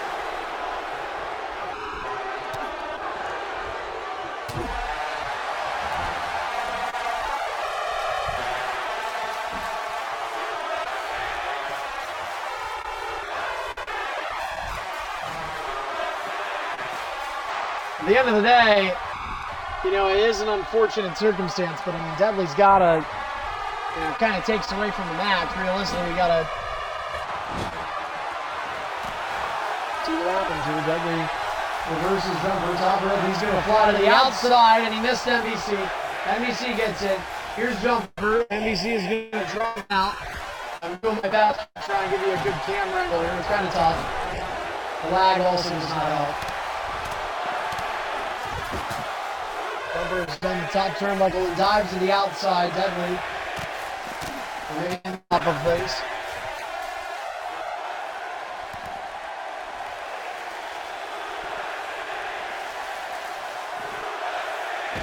It's a strategy, and Dudley picks the stipulation, but who wants to eliminate who? You know you have to get guys in the ring. You know there's lag, and that could certainly impact the kicking out. It can impact submission. I've found it often helps the defendant when it comes to submission in lag. The person on the defensive side ends up getting out of it more. That's just my opinion from what I've seen. I know NBC has actually struggled at times with the Kimura in lag. And he will get back in. NBC will also have to contend with Dudley, who's been terrific in terms of getting out of submissions. And turnaround jumper goes for the, oh my God, he got NBC with the Kimura, and there's a rope break. Dudley did not specify that in the rules, and via the normal standard fatal four-way stipulation, rope break is on. NBC got away with what might have cost him his championship. Jumper almost got it.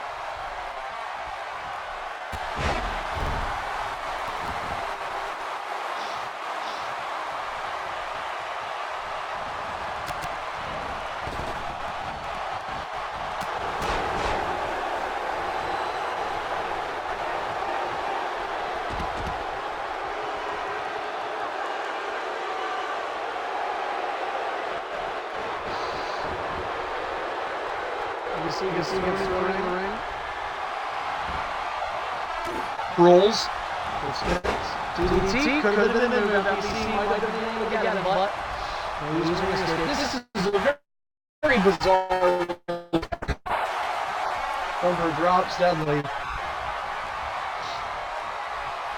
It's not the weirdest thing, far from that. Flapjack NBC gets dropped down.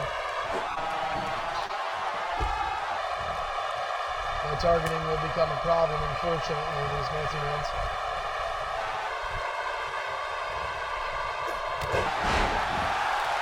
Buster.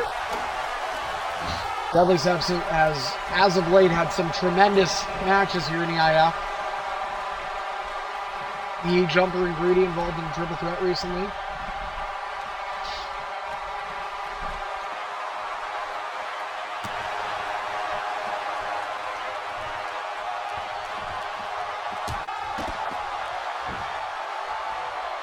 And Jumper tosses NBC into the ring post.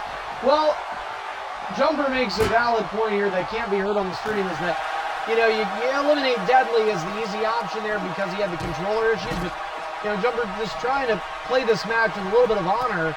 I don't think NBC's ever been about that, although NBC has some tremendous matches in his own right. He's going to throw Jumper into the barricade. Clothesline misses wildly. Jumper with the spinning heel kick. But again, I am puzzled by the decision to fight on the outside so much. It is an elimination match. Nobody's going to break up your pinfall, your submission.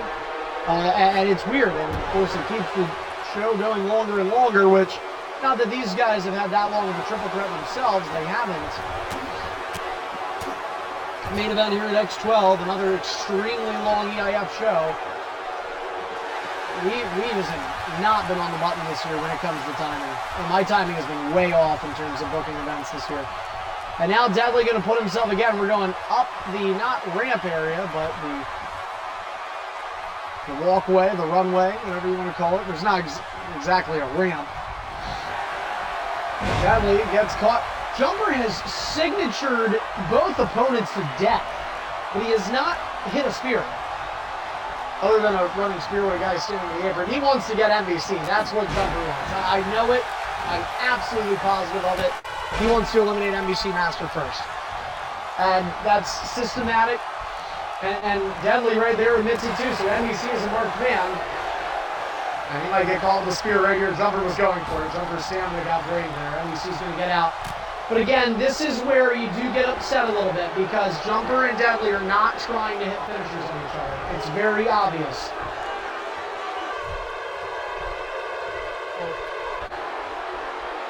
Dude, your stamina just drained. You were going for a spear on MVC. You stole his finisher earlier. You definitely are trying to hit finishers on somebody. So, convincing argument. Anyway, I mean, it's okay. You can do it, obviously. You might go for it here. Spear or not. Change MVC.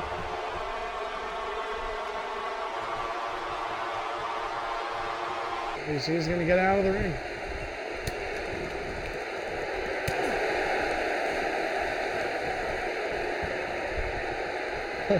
I'm pedophile. Spear to Deadly! Whoa! Whoa! What was that? Deadly kicks out. That surprised me.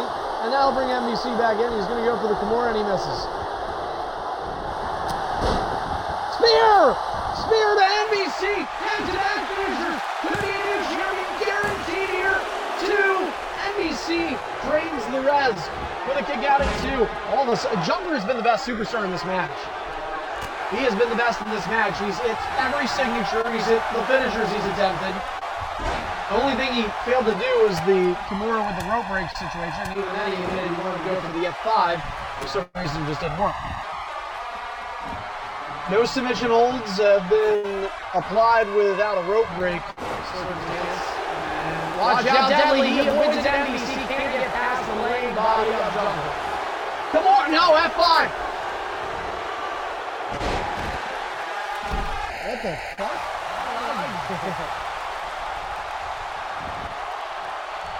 I just got hit. MVC is like part of his boot for down that one.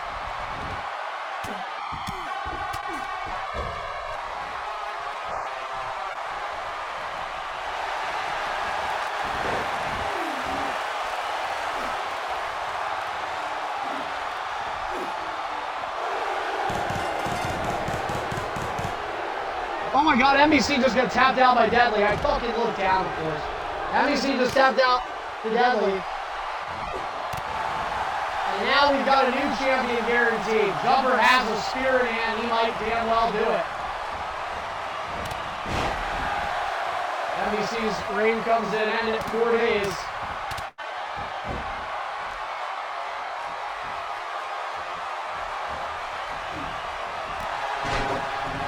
Only connecting for Jumper. I can't believe Jumper has played as well as he has. I will say there is an extreme amount of lag. It doesn't even favor Jumper though because he's going through it too. Like we're all battling in the same connection. I've often said that to people. Oh, here comes the spear! It got reversed! Deadly with a huge reversal.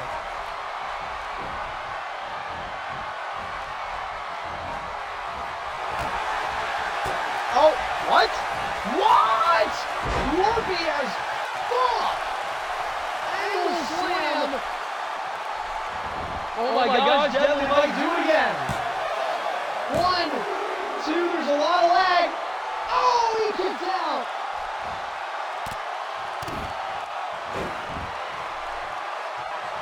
Yeah, Deadly straight up fucking shadow. And look at that.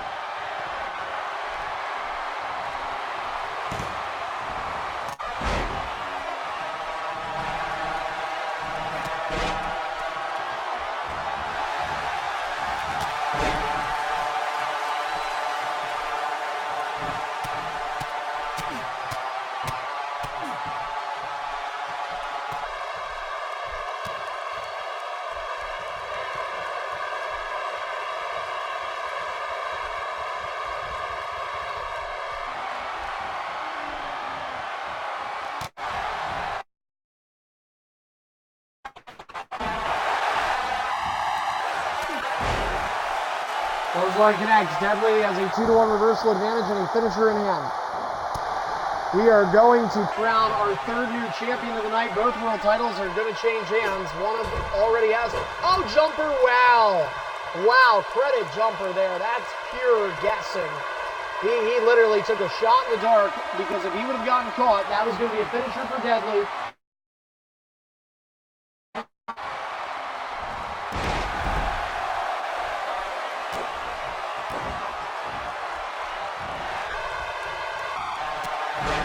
Deadly reverses. They're down to a reversal apiece.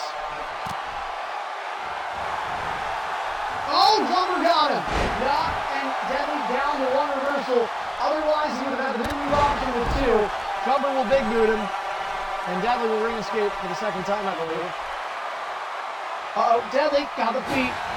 Offense goes back to the recent champion who could be a champion again in a matter of just 4 or 5 days. Jumper's out of reversals. What will the co-challenger do? Oh, he got him again. My goodness, Jumper's 5-second pose. Jumper, who's been out of reversals in now numerous situations, has somehow gotten offense. I'm in disbelief at how well he's played in this one. Deadly, reverse. Jumper has a reversal now, though. And this becomes a factor. Jumper made a position change. That is a legal maneuver. Striking is Deadly, just hoping he'll succumb. Wait a second. He went for the finisher and he got it. The ankle lock is applied. The ankle lock is applied. Into the submission we go. Jumper does not have legs that are damaged, but he might still tap. Jumper is going to try and hold on. He has tapped out several times before. Deadly Gamer is locked and in deep. Jumper is holding on. Will Jumper tap out? He's still in the hold. Ankle lock. Jumper taps out. Deadly is the superstar champion again. Did he know the hold? Yeah, dude. The match is on. Alright, whatever. Anyway. Alright. Get in, we got in it. Alright. Anyway. Small package, what Deadly has. Deadly also has another. No, Deadly. Yeah. Well, I'm sorry you have to jerk your controller. We have somebody who is using a title shot on you now, I've just been told. This superstar is cashing in their title shot to face Deadly for the Superstardom Championship. And at this point, all I can say is, guys, if you know me and you know this league, it's a business. I'm making money. I have to make some money right now. And so, we still have one more match before SummerSlam. Deadly Gamer will defend the Superstardom Championship against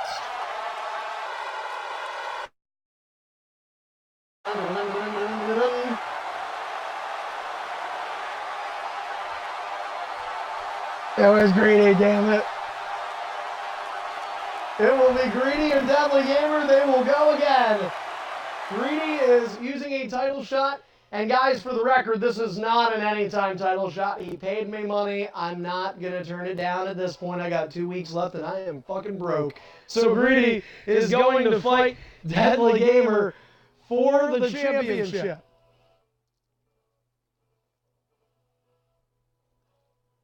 And it will be an Extreme Rules match.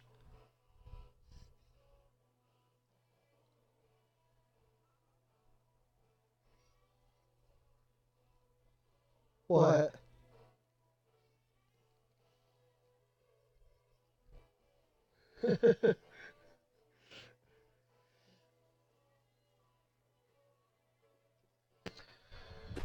All right, guys. Well, I'm going to respect Greedy. I assume he's going to want an entrance. So, Deadly, we'll have you skip your entrance since we'll pretend you're in the ring. We'll pretend you're in the ring. I'm sorry, James, I know. All right. Well, guys, again, Greedy made this match an Extreme Rules match. But, can't blame him. He's trying to win a championship, and he's willing to pay it off. Greedy is known for money. And this will be the final match of EIF X12. This will be the final X event match. Unless a little I think comes in. Okay, so it's Extreme Rules. The match is up. Entrances will be on, but Deadly will go in on the left side and skip his entrance. We'll pretend he's in the ring. And we'll have Greedy come out last. The winner will walk in to SummerSlam with the coveted belt around their waist.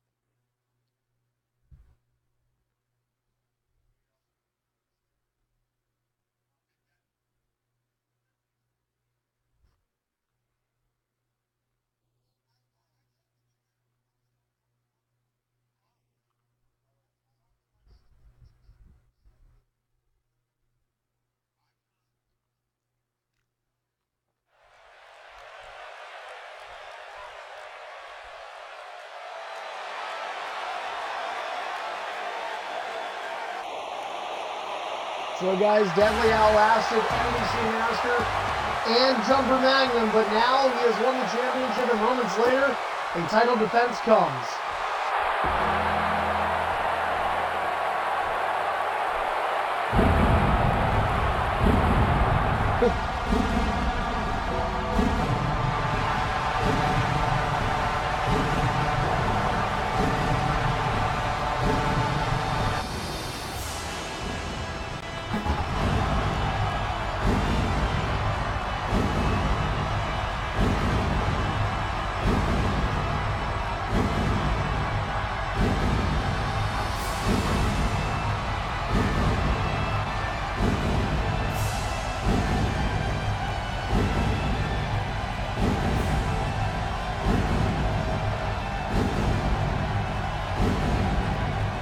Ladies and gentlemen, the following superstars tapping in a title shot and will immediately face Deadly Gamer for the Superstar Championship in an Extreme Rules match.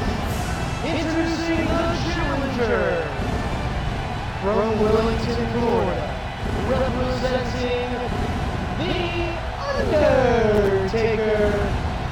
This is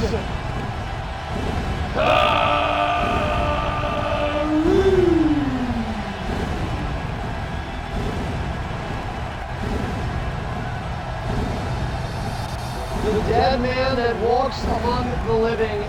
We have mentioned legends throughout tonight. It is X12. It is the final X event in the history of this league. It began X1 July 23rd, 2016 as part of a celebration of what was at the time celebrating a decade of EIF. We've since made it to nearly 11 and a half years. This man has been through it for parts of 7 of those. He's a 9-time EIF World Champion. He's also the Superstar title countless times. His mid-card success got in there, winning both the X Division, the US, the Extreme title, and many others. He is an EIF Hall of Famer, and he is the dead man, The Undertaker. Greedy walks in to another one-on-one with this man.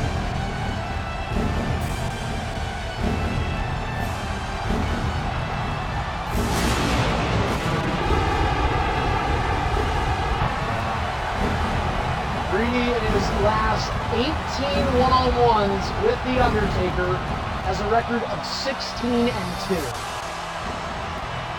That is incredibly impressive. His last 18 one-on-ones with The Undertaker, 16-2. And we don't know what lurks ahead on SummerSlam. We do not know the situation, but I do know this. This could very well be Greedy's final. It's crazy, you know, because you just never know, but this could be Greedy's final one-on-one as The Undertaker. I don't know. Dudley, you're going to have to back up. These two have had tremendous matches against one another. I don't know that Dudley will be able to do that here, but we'll find out. All right, this is the Superstar Championship Challenge. Greedy, are you ready? Dudley, are you ready? Dudley's straps come off. Here we go, guys, for the Superstar Championship. Ding, ding, ding. Extreme Rules. And Dudley starts with an Irish whip. We are back to Dudley and Greedy. These two have had some great ones. Okay, here they go, another World Championship. I think it's great to have a fun little rivalry here at the end of this league's tenure. Dudley has just won the Superstar Championship for, I believe, the fourth, now maybe fifth time. It's been hot potato with world titles in 2018.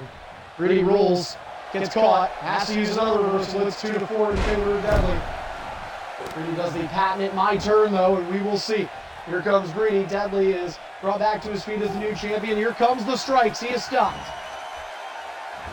Greedy ducks underneath Dudley again. Big uppercut misses. Headbutt. And Greedy caught. Snapping suplex. He paid to do it. He paid to do it. No, regularly he paid to do it. I had to take my review on basket. Anyway.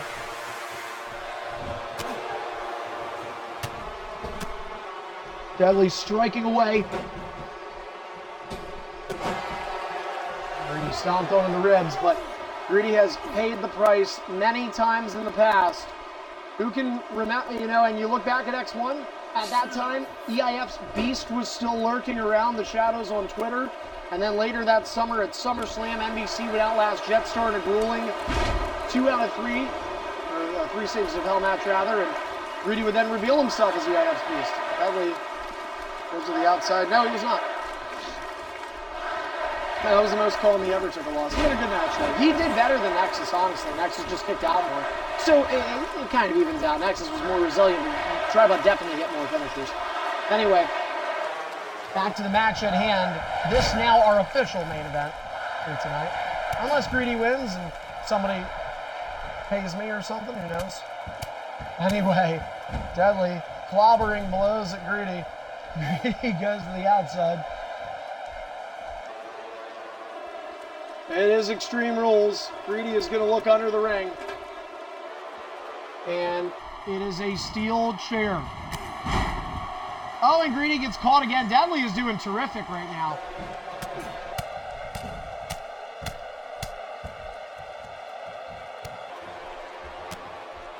Well, the show was scheduled to end at 11, so yeah, it's a 3.5 hour. Yeah, it's been terrible in that regard. Well, there's 3 people in the match. Anyway. Chair connects. Chair connects again. We'll make it 3 times. Greedy introduced this weapon. He is being victimized tonight. Greedy rolls. Gets Dudley. Dudley mid-moves him. Oh my goodness. Greedy is... The dead man will roll. Dudley misfired. Greedy misfired. Greedy got him. No reversals and Dudley will use a ring escape. Greedy misses the clothesline. Dudley, angle slam! With the GB intact. 1, 2, no rope breaking Extreme Rules. Dudley almost green bar Greedy. Oh! Man.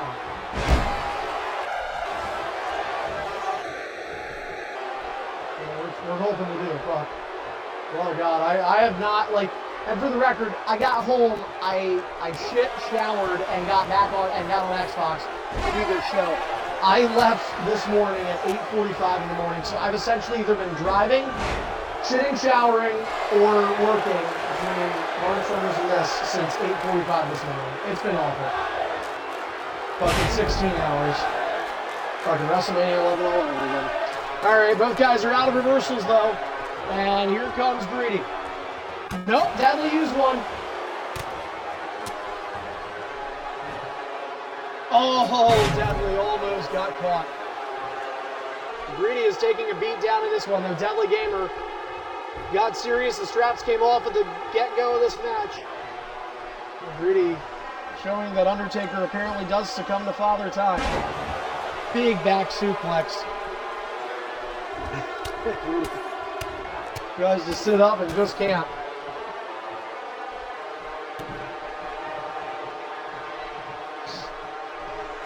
Greedy to his feet. And here come the signature German suplexes from Deadly Gamer. Look at the pain Greedy is being put through. Oh man, he's not fighting back. That man looks just dead.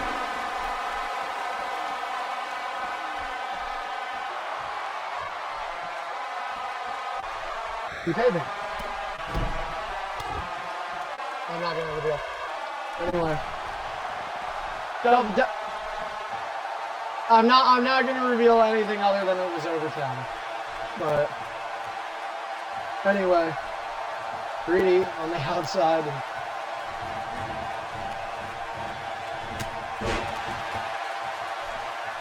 No.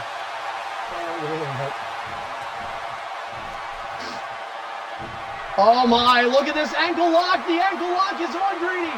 The ankle lock is on Greedy. Deadly doesn't give a damn. Submission in play.